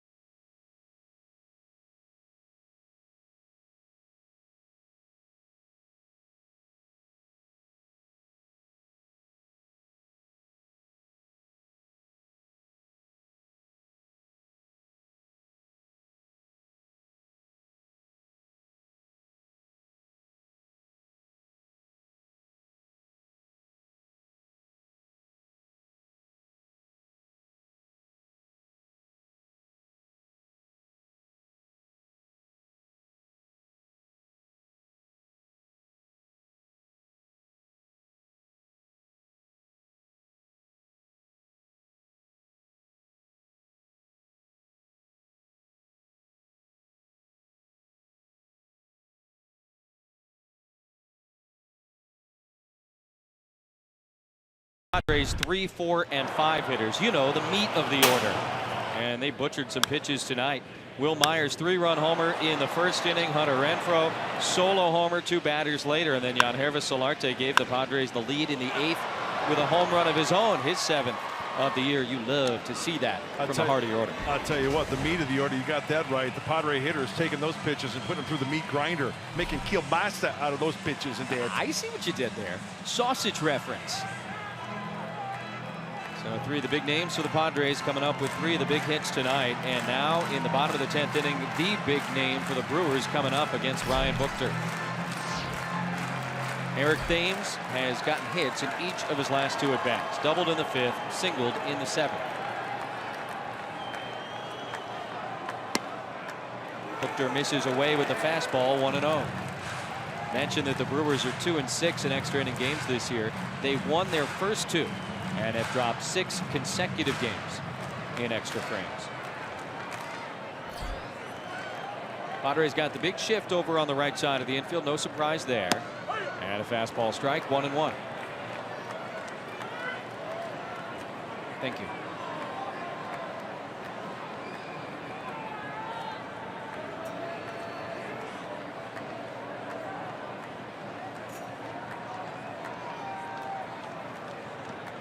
Thames hits this one in the air to deep left center field. Cordoba and Cordero are there, and it is gone off the top of the wall. He hit what turned out to be the game-winning home run in St. Louis last night, and he hits a walk-off shot here tonight against Ryan Buchter and the Padres. Eric Thames, his 19th of the year, leading off the 10th inning, 6-5 Milwaukee.